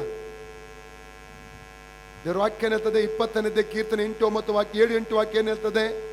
ಕೆಲವರು ರಥ ಬಲದಲ್ಲಿ, ಕೆಲವರು ಅಶ್ವ ಬಲದಲ್ಲಿ ನಂಬಿಕೆ ಇಟ್ಟಿದ್ದಾರೆ. ನಾವು ಆದರೂ ಯೆಹೋವನಲ್ಲಿ, ಅವರಾದರೂ ಬಿದ್ದಿದ್ದಾರೆ, ನಾವು ಆದರೂ ಎದ್ದು ನಿಂತಿದ್ದೇವೆ. Hallelujah, hallelujah. ಯೋಷಾಫಾಟ ಯಾವ ಬಲದ ನಂಬಿಕೆ ಇಟ್ಟ? ರಥ ಬಲದಲ್ಲಿ ಅಲ್ಲ, ಅಶ್ವ ಬಲದಲ್ಲಿ ಅಲ್ಲ, ಪರಲೋಕದ ದೇವರ ಮೇಲೆ ನಂಬಿಕೆ ಇಟ್ಟ. 121 ಕೀರ್ತನೆ 1-2 ವಾಕ್ಯದಲ್ಲಿ ದಾವೀದನು ಹೇಳ್ತಾನೆ, ನಾನು ಕಣ್ಣೆತ್ತಿ ಪರ್ವತಗಳ ಕಡೆಗೆ ನೋಡುತ್ತೇನೆ, ನನಗೆ ಸಹಾಯ ಎಲ್ಲಿಂದ ಬರುತ್ತದೆ? ಭೂಮಿ ಮತ್ತು ಆಕಾಶ ಉಂಟು ಮಾಡಿದ ಯೆಹೋವನಿಂದಲೇ. ಕೀರ್ತನೆ 23:4ನೇ ವಾಕ್ಯದಲ್ಲಿ ದಾವೀದನು ಹೇಳ್ತಾನೆ, ನಾನು ಕಾರ್ಗತ್ತಲಿನ ಕಣಿವೆಯಲ್ಲಿ ಹಾದು ಹೋಗುವಾಗ ನೀನು ಹತ್ತಿರವಿರುವುದರಿಂದ ಕೇಡಿಗೆ ಹೆದರೇನು, ನಾನು ನಿನ್ನ ದೊಣ್ಣೆ ಕೋಲು ನನ್ನನ್ನು ಧೈರ್ಯ ಪಡಿಸುತ್ತದೆ. ಕಾರ್ಗತ್ತಲಿನ ಕಣಿವೆ ಎಲ್ಲರೂ ನಮ್ಮ ಕೈ ಬಿಡುತ್ತಾರೆ, ಎಲ್ಲ ಬಂಧುಗಳು ದೂರ ನಿಲ್ತಾರೆ, ಎಲ್ಲ ಸ್ನೇಹಿತರು ದೂರ ನಿಲ್ತಾರೆ, ನಮ್ಮೊಟ್ಟಿಗೆ ಯಾರು ಕೂಡ ಇರಲ್ಲ, ನಮ್ಮ ನೋವಿನ ಸಮಯದಲ್ಲಿ ನಮ್ಮ ಜೊತೆಲಿ ಯಾರು ಇರಲ್ಲ. ಹಲ್ಲೆಲೂಯಾ. ನಮ್ಮೊಟ್ಟಿಗೆ ಯಾರು ಇರುವುದಿಲ್ಲ, ಅನೇಕ ಕೈ ಬಿಡುತ್ತಾರೆ. ಆ ಸಮಯದ ನಮ್ಮ ಜೊತೆಲಿರುವವನು ಒಬ್ಬನು ಮಾತ್ರ, ಯೇಸು ಕ್ರಿಸ್ತನು. ಹಲ್ಲೆಲೂಯಾ. ಮಾತ್ರವಲ್ಲ, ಧೈರ್ಯ ಕೊಡುವಂಥದ್ದು ಯಾವುದು? ದೇವರ ದೊಣ್ಣೆ ಮತ್ತು ಕೋಲು. ದೊಣ್ಣೆ ಎಂದರೆ ವಾಗ್ದಾನ, ಕೋಲು ಎಂದರೆ ದೇವರ ವಚನಗಳು, ವಾಕ್ಯ. Hallelujah, hallelujah. ಅದಕ್ಕಾಗಿ ನಾವು ದೇವರನ್ನು ಆಶ್ರಯಿಸಬೇಕು. ಎಷ್ಟು ಅದ್ಭುತಗಳು ನಮ್ಮ ಸೇವೆಯಲ್ಲಿ ಮಾಡಿದ್ದಾನೆ ದೇವರು. ಹಲ್ಲೆಲೂಯಾ. ದೇವರ ಮುಂದೆ ಸತ್ಯ ಹೇಳ್ಬೇಕಾದ್ರೆ ಕಳೆದ ವರ್ಷದಲ್ಲಿ, ಕಳೆದಲ್ಲ 2-3 ವರ್ಷ ಆಯ್ತು ಹೋಗಿ, ಆಫೀಸಿಂದ ಅಯ್ಯಮ್ಮ ಪ್ರಿಮ ಸಿಸ್ಟರ್ ಬಂದರು.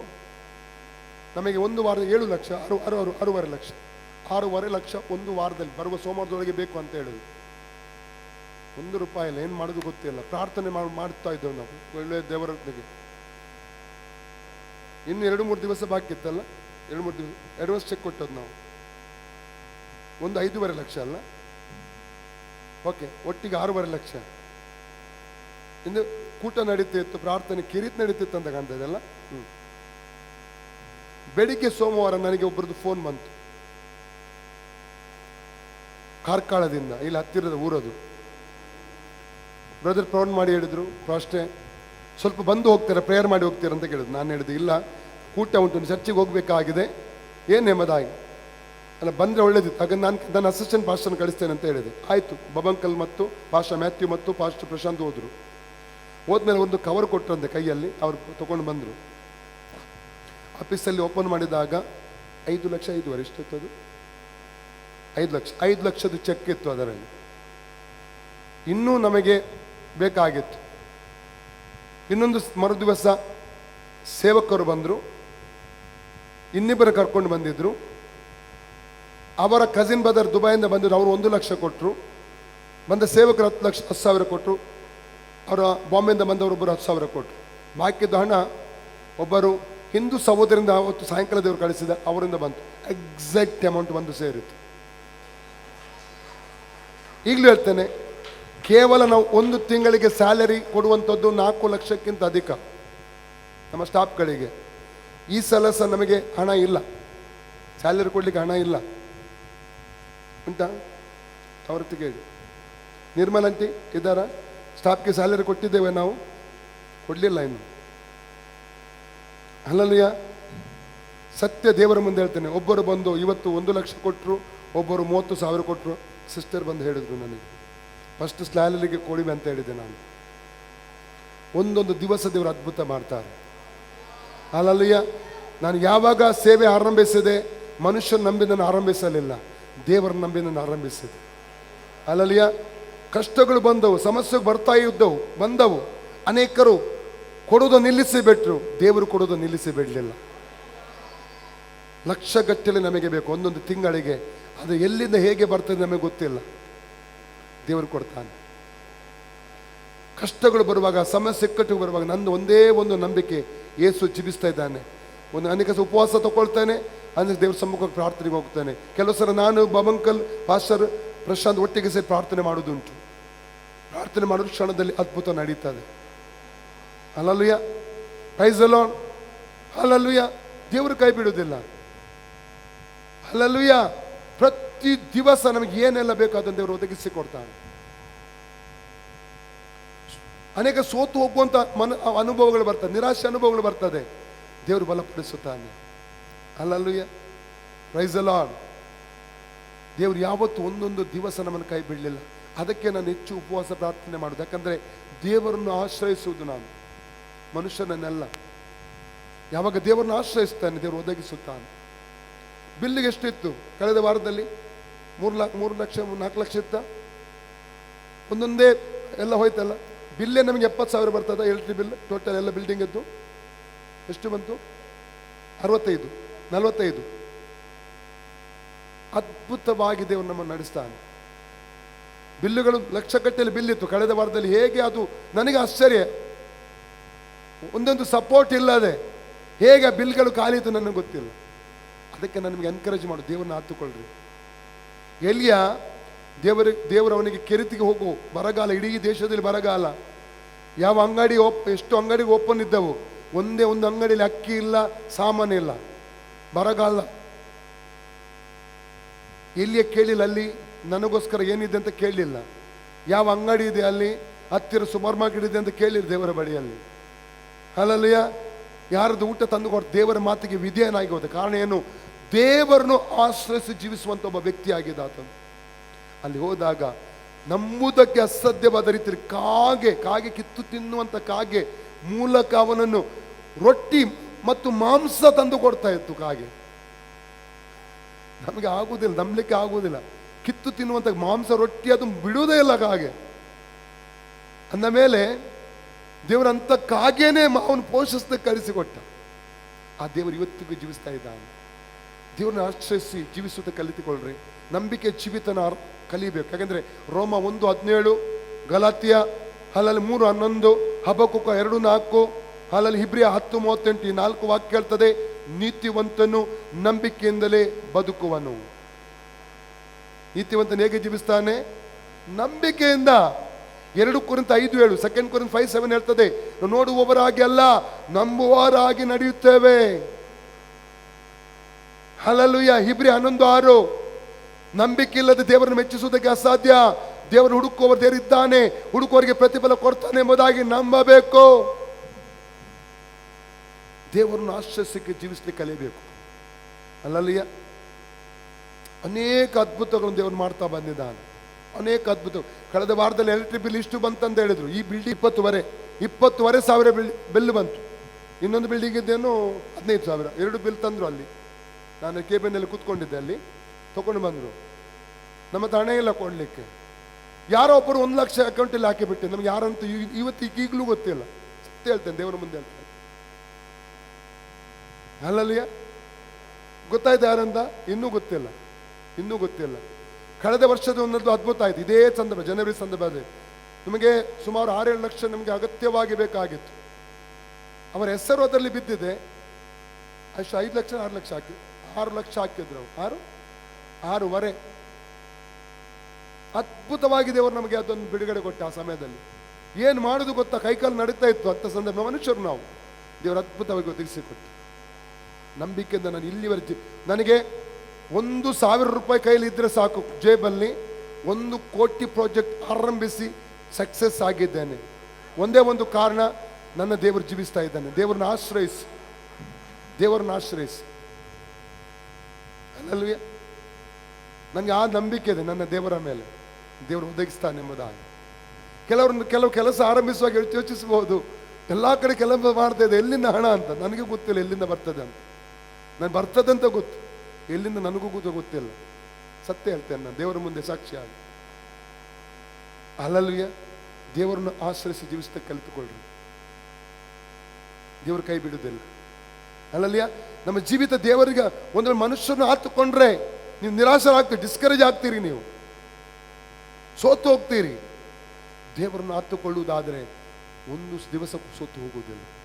ಹಾಗಾದ್ರೆ ಅಲ್ಲಿ ಜೋಷಪಾಠ ಏನ್ ಮಾಡ್ತದೆ, ವೈರಿಗಳು ಅವನಿಗೆ ಎದುರಾಗಿ ಬಂದಾಗ ದೇವರನ್ನು ಆಶ್ರಯಿಸಿ 1 ದಿವಸದ ಉಪವಾಸ ತಗೊಳ್ತಾನೆ. ಉಪವಾಸದ ಮಹಿಮೆ, ಉಪವಾಸದ ಬಲ ಆತನಿಗೆ ಚೆನ್ನಾಗಿ ಗೊತ್ತಿತ್ತು. ಅಲ್ಲಲ್ವಯ್ಯ? ಎರಡನೇದಾಗಿ ಯಾಕೆ ಉಪವಾಸ ಮಾಡ್ಬೇಕಂದ್ರೆ 2 ಸಾಮುವೇಲ 12:15-20 ವಾಕ್ಯ ಓದಿ. ಅದು ಓದುದು ಬೇಡ, ನಾನು ವಿವರಿಸಿ ಹೇಳ್ತೇನೆ. ಬೆತ್ಷೆಬೆ ಎಂಬಂತ ಸ್ತ್ರೀಯಲ್ಲಿ ಒಂದು ವ್ಯಭಿಚಾರ ಪಾಪದ ಮೂಲಕ ದಾವೀದನಿಗೆ ಒಂದು ಮಗು ಹುಟ್ಟುತ್ತದೆ, ಊರಿಯನ ಹೆಂಡತಿ. ಈ ಮಗು ಅಸ್ವಸ್ಥಗೊಂಡಿತು, ರೋಗ ಉಳ್ಳದಾಗಿ ಇದಾಯಿತು, ರೋಗ ಬಂತು ಆ ಮಗುವಿಗೆ, ಮರಣದ ಹಾಸಿಗೆಯಲ್ಲಿದೆ ಮಗು. ದಾವೀದ ಏನು ಮಾಡ್ತಾನೆ, 7 ದಿವಸ ಉಪವಾಸ ಮಾಡ್ತಾನೆ ಮಗುವಿನ ಉಳಿವಿಗಾಗಿ. 7ನೇ ದಿವಸ ಮಗು ಸತ್ತು ಹೋಯ್ತು. ಅವನ ಸೇವಕರು ಬಂದು ಈ ನ್ಯೂಸ್ ಕೊಡ್ತಾರೆ, ಮಗು ಸತ್ತು ಹೋಯ್ತು, ಇನ್ನು ನೀನು ಉಪವಾಸ ಮಾಡಿ ಪ್ರಯೋಜನ ಎದ್ದೇಳು ಅಂತ. ಅವನು ಸಮಾಧಾನದಲ್ಲಿ ಏನು ದುಃಖ ಪ್ರಕಟ ಮಾಡಲಿಲ್ಲ, ಸಮಾಧಾನ ದೇವನ ಆರಾಧನೆ ಮಾಡಿ ಊಟ ಮಾಡಿ ಉಪವಾಸ ಮುರಿದ. ಇದನ್ನು ನೋಡಿದಾಗ ಸೇವಕರಿಗೆ ಆಶ್ಚರ್ಯ. ಈ 7 ದಿವಸ ನೀನು ಕಳೆದ, ಅಳ್ತಾ ಇದೆ, ಗೋಳಾಡ್ತಾ ಇದೆ, ದುಃಖ ಪ್ರಕಟಿಸ್ತಾ ಇದೆ, ನಿನ್ನ ಮಗು ಸತ್ತು ಹೋಯ್ತೆಂಬ ನ್ಯೂಸ್ ಕಿವಿಗೆ ಬಿದ್ದಾಗ ದುಃಖವೂ ಇಲ್ಲ, ಬೇಸರನೂ ಇಲ್ಲ, ನಿರಾಶೆನೂ ಇಲ್ಲ, ದೇವರ ಮೇಲೆ ಗುಣಗುಟ್ಲಿ ಇಲ್ಲ, ದೇವರನ್ನ ಆರಾಧಿಸಿ ಉಪವಾಸ ಊಟ ಮಾಡಿ ಉಪವಾಸ ಮುರಿದೆ. ಯಾಕೆ ಎಂಬುದಾಗಿ ಆಗ ಅವನೊಂದು ಬಾಯಿಂದ ಒಂದು ಮಾತು, ನಿರೀಕ್ಷೆ ಮಾತು ಬರ್ತದೆ, ಇನ್ನು ನಾನಿದ್ದಲ್ಲಿಗೆ ಮಗು ಬರುವುದಿಲ್ಲ, ಮಗು ಇದ್ದಲ್ಲಿಗೆ ನಾನು ಹೋಗುತ್ತೇನೆ. ಎಂತ ನಿರೀಕ್ಷೆಯ ಮಾತು. 2006 ಅಲ್ಲಿ ನನ್ನ 2ನೇ ಮಗು ಮಿರಕ್ಕಲ್, ನಾನು ಬೆಂಗಳೂರಲ್ಲಿದ್ದೆ, ಮರಣದ ಹಾಸಿಗೆಯಲ್ಲಿದ್ಲು. ಹೈಟೆಕ್ ಅಡ್ಮಿಟ್ ಮಾಡಿದ್ರು, ಅಲ್ಲಿ ಆಗಲ್ಲ ಅಂತ ಗೊತ್ತಾಯ್ತು. ಆ ದಿವಸ ಇಮಿಡಿಯೇಟ್ ಕಸ್ತೂರ್ಬಾ ಈ ಮಣಿಪಾಲ್ ಆಸ್ಪತ್ರೆ ಅಡ್ಮಿಟ್ ಮಾಡಿದ್ರು. ಫೋನ್ನಲ್ಲಿದ್ದೇವೆ ನಾವು, ಕಾಂಟ್ಯಾಕ್ಟಲ್ಲಿ. ಅಲ್ಲಿಂದ ನನ್ನ ಅತ್ತೆ ಪಾಸ್ಟರ್ ಸ್ಟೀಫನ್ ಎಲ್ಲ ಬರ್ತಾ ಇದ್ದೇವೆ ಬಸ್ಸಲ್ಲಿ. ಕಾಂಟ್ಯಾಕ್ಟ್ ಹಾಸನಕ್ಕೆ ಬರುವಾಗ ಮಧ್ಯರಾತ್ರಿ ಅಂತ 1-1:30 ಗಂಟೆಯನ್ನು ಆವಾಗ ಫೋನ್ ಬಂತು, ಮಗು ಸತ್ತು ಹೋಯ್ತಂತ. ಭಯಂಕರ ವೇದನೆ, ಹೃದಯ ಒಡೆಯಲ್ಪಟ್ಟಿತ್ತು. ಲೋಕದಲ್ಲಿ ಸಾಧಾರಣ ಒಂದು 500ಕ್ಕಿಂತ ಅಧಿಕ ದೇವ ಸೇವಕರು ಮಗುವಿಗೋಸ್ಕರ ಪ್ರಾರ್ಥನೆ ಮಾಡ್ತಾ ಇದ್ದಾರೆ, ಮಗುವಿನ ಉಳಿವಿಗಾಗಿ. ಎಲ್ಲ ನನಗೆ ಗೊತ್ತಿರೋ ಎಲ್ಲ ಸೇವಕರಿಗೆ ಪ್ರಯರ್ ರಿಕ್ವೆಸ್ಟ್ ಕಳಿಸಿದೆ.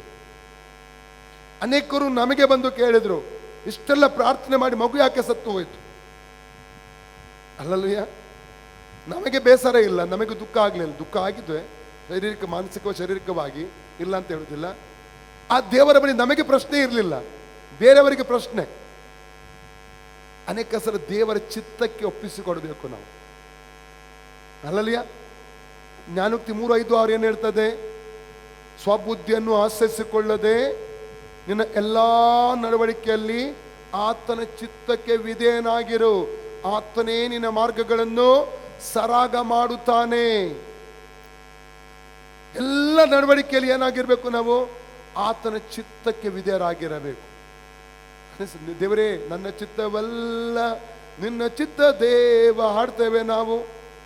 ಬಾಯಲ್ಲಿ ಕೂಡ ದೇವರ ಚಿತ್ತ ನೆರವೇರಲಿ ಅಂತ ಪ್ರಾರ್ಥಿಸ್ತೇವೆ, ಹೇಳ್ತೇವೆ. ದೇವರ ಚಿತ್ತ ನೆರವೇರಿದಾಗ ದುಃಖ ಆಗ್ತದೆ ನಮಗೆ, ಹೌದಾ? ಒಂದು ರೋಗಕ್ಕಾಗಿ ಪ್ರಾರ್ಥಿಸುವಾಗ ಗುಣ ಆಗದಿದ್ದರೆ ದೇವರ ಚಿತ್ತಕ್ಕಾಗಿ ನಾವು ಎದುರು ನೋಡಬೇಕು. ಕೆಲವೊಮ್ಮೆ ಈ ರೀತಿ ಅನುಭವಗಳಾಗಬಹುದು, ದೇವರ ಚಿತ್ತಕ್ಕೆ ಒಪ್ಪಿಸ್ಕೊಡ್ಬೇಕು. ಮುಖ್ಯವಾದದ್ದು ನಮ್ಮ ಆತ್ಮ ರಕ್ಷಣೆ.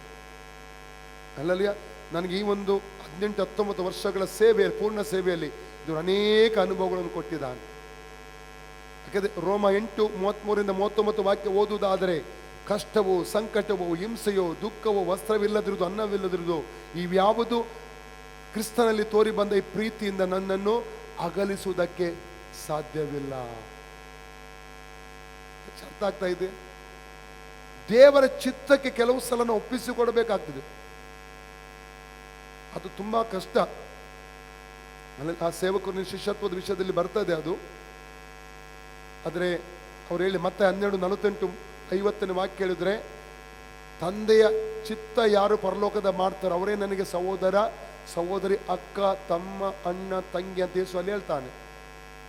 ಅಂದ್ರೆ ಅಲ್ಲಿ ಯೇಸು ಉಪದೇಶ ಮಾಡ್ತಿರುವಾಗ ಯಾರು ಬಂದು ಹೇಳ್ತಾರೆ, ನಿನ್ನ ತಾಯಿ ಮತ್ತು ತಮ್ಮಂದಿರು ಬಂದಿದ್ದಾರೆ. ಯೇಸುವಿಗೆ ತಮ್ಮಂದಿರು ಇದ್ರು ಗೊತ್ತಾ? ತಾಯಿ ಮಾತ್ರ, ಆತನ ಶರೀರಕ್ಕೆ ತಮ್ಮಂದಿರಿದ್ರು. ಮರಿಯಳಿಗೆ ಯೇಸು ಹುಟ್ಟಿದ ನಂತರ 5 ಮಕ್ಕಳಾಗಿದ್ದಾರೆ, ಗೊತ್ತಾ ನಿಮಗೆ? ಅದರ ಬಗ್ಗೆ ಹೋದ್ರೆ ಈಗ ಸಮಯ ತಾಕಾಗುವುದಿಲ್ಲ. ಎಷ್ಟನೇ ಗೊತ್ತಿಲ್ಲ ಹೇಳಿ ನೋಡಿ, ಕೈ ಮೇಲೆ ಎತ್ತಿ. ಮಕ್ಕಳಿದ್ರಂತ ಗೊತ್ತಿಲ್ಲ, ತುಂಬಾ ಜನರಿಗೆ ಗೊತ್ತಿಲ್ಲ. Praise God. ಸಮಯ ಉಂಟಾ? ಅಲ್ಲಲ್ಲ. ಮತ್ತಾಯ 1:18 ಓದಿ.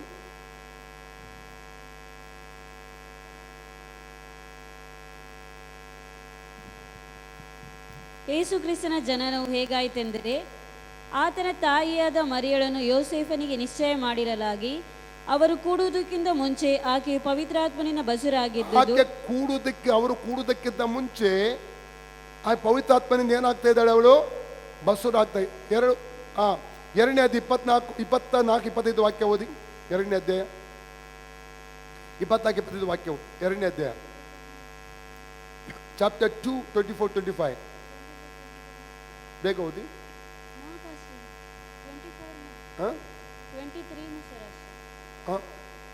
ಮತ್ತೆ 1ನೇ ಅಧ್ಯಾಯ 24-25 ವಾಕ್ಯ. ಆಗ ಯೋಸೇಫನು ನಿದ್ದೆ ತಿಳಿದೆದ್ದು ಕರ್ತನ ದೂತನು ಅಪ್ಪನೆ ಕೊಟ್ಟ ಹಾಗೆ ತನ್ನ ಹೆಂಡತಿಯನ್ನು ಸೇರಿಸಿಕೊಂಡನು. ಆದರೆ ಆಕೆಯು ಗಂಡು ಮಗುವನ್ನು ಹಡೆಯುವ ತನಕ ಆಕೆಯನ್ನು ಅರಿಯಲಿಲ್ಲ. ಅಂದ್ರೆ ಅರ್ಥ ಏನು? ಅವರು ಕೂಡಲಿಲ್ಲ. ಅಲ್ಲಲ್ಲಿಯ ಇನ್ನೊಂದು ಇಂಗ್ಲಿಷ್ ಅಲ್ಲಿ ಓದಿ. ಯಾರಾದ್ರು ಇಂಗ್ಲಿಷ್ ಬೈಬಲ್ ಉಂಟು? ಯಾರ ಹತ್ರ ಆದ್ರೂ ಇಂಗ್ಲಿಷ್ ಬೈಬಲ್ ಇದೆಯಾ? Chapter 1 24-25 Matthew.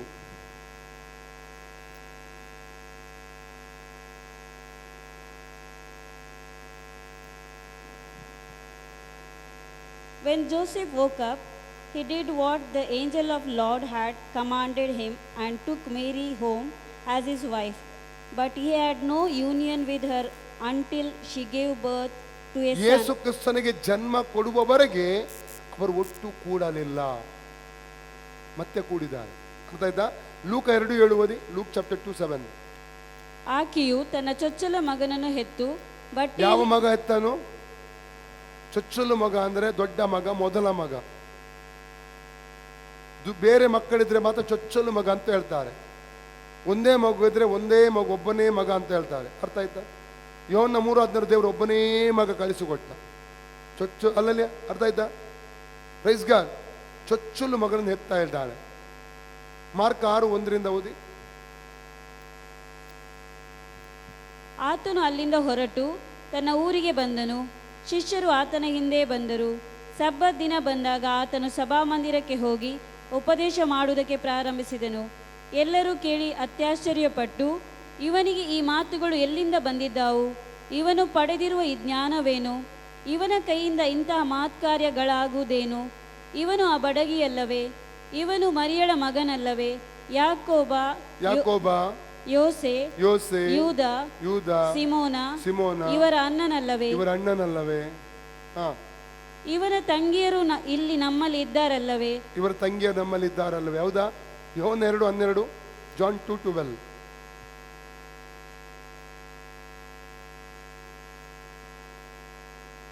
ಇದಾದ ಮೇಲೆ ಆತನು, ಆತನ ತಾಯಿಯು, ತಮ್ಮಂದಿರು, ಆತನ ಶಿಷ್ಯರು ಘಟ್ಟ ಇಳಿದು ಕಫರ್ನವಿಗೆ ಹೋಗಿ ಅಲ್ಲಿ- ಯಾರು? ಆತನ ತಾಯಿ, ಆತನ ತಮ್ಮಂದಿರು. ಯಾರು? ಆತನ ಶಿಷ್ಯರು, ತಾಯಿ, ತಮ್ಮಂದಿರು. ಹೌದಾ? ತಮ್ಮಂದಿರು. ಅಪೊಸ್ತಲಗೀತೆ 1:13-14 ವಾಕ್ಯ ಮಾತ್ರ ಓದಿ. 1:14. ಇವರೆಲ್ಲರೂ ಏಕ ಮನಸ್ಸಾಗಿ ದೇವರ ಪ್ರಾರ್ಥನೆಯಲ್ಲಿ ನಿರತರಾಗಿದ್ದರು. ಕೆಲವು ಮಂದಿ ಹೆಂಗಸರು, ಯೇಸುವಿನ ತಾಯಿಯಾದ ಮರಿಯಳು, ಆತನ ತಮ್ಮಂದಿರು, ತಮ್ಮಂದಿರು. ಯಾರು? ಶಿಷ್ಯರ ಜೊತೆಲಿ ಯೇಸುವಿನ ತಮ್ಮಂದಿರು ಪ್ರಾರ್ಥನೆ ಮಾಡ್ತಾ ಇದ್ರು. ಹಾಗಾದ್ರೆ ಯೇಸು ಹುಟ್ಟಿದ ನಂತರ ಬೇರೆ ಕೆಲವು ಮಕ್ಕಳು ಯೇಸುವಿಗೆ, ಮರಿಯಳಿಗೆ ಹುಟ್ಟಿದ್ದಾರೆ. ಎಲ್ಲಿಯವರೆಗೆ ಕನ್ನಿಕೆ ಆಗಿದ್ರು ಮರಿಯ? ಯೇಸುವಿಗೆ ಜನ್ಮ ಕೊಡುವವರೆಗೆ ಮಾತ್ರ ಕನ್ನಿಕೆ. ಮತ್ತೆ ಅವಳು ಮಕ್ಕಳನ್ನು ಎತ್ತಿದ್ದಾರೆ, ಬೇರೆ ಮಕ್ಕಳನ್ನು. ಅದು ಯಾವ ಮಕ್ಕಳು? ಯೋಸೆಫನಿಗೆ ಹುಟ್ಟಿದ ಮಕ್ಕಳು. ಯೇಸು ಯಾರಿಗೆ ಹುಟ್ಟಿದ್ದು? ಪವಿತ್ರಾತ್ಮನಿಗೆ ಹುಟ್ಟಿದ್ದು. ಆ ರಕ್ತ, ಪವಿತ್ರ ರಕ್ತ, ನಮ್ಮನ್ನು ರಕ್ಷಿಸುವುದಕ್ಕೆ ಕೊಡಲ್ಪಟ್ಟ ರಕ್ತವಾಗಿದೆ. ಕಾರಣ ಯೋಸೆಫನ ರಕ್ತದಿಂದ ಯೇಸು ಹುಟ್ಟಿದ್ದಲ್ಲ. ಯಾವ ರಕ್ತದಿಂದ? ತಂದೆಯಾದ ದೇವರ ರಕ್ತಕ್ಕೆ ಹುಟ್ಟಿದ್ದನು. ಇಷ್ಟಿಗೆ ಅರ್ಥ ಆಗ್ತಾ ಇದೆ? Okay, praise God. ಈಗ ನಾವು ಬರೋಣ. ದೇವರನ್ನು ಆಶ್ರಯಿಸಿ ನಾವು ಮೊದಲದಾಗಿ ಏನು ಮಾಡಬೇಕು? ಉಪವಾಸ. ಎರಡನೇದಾಗಿ ದೇವರ ಚಿತ್ತ ತಿಳ್ಕೊಳ್ಳೋದಕ್ಕಾಗಿ ಉಪವಾಸಬೇಕು. ದಾವೀದನು ಉಪವಾಸ ಮಾಡ್ತಾನೆ, ಮಗು ನುಡಿಸೋದಕ್ಕೋಸ್ಕರ ಉಪವಾಸ ಮಾಡಿದ. ಮೂರನೇದಾಗಿ ದಾನಿಯೇಲ 10:1-3 ಪ್ರಕಟಣೆ ಹೊಂದಿಕೊಳ್ಳುವುದಕ್ಕಾಗಿ ಉಪವಾಸ ಮಾಡಬೇಕು.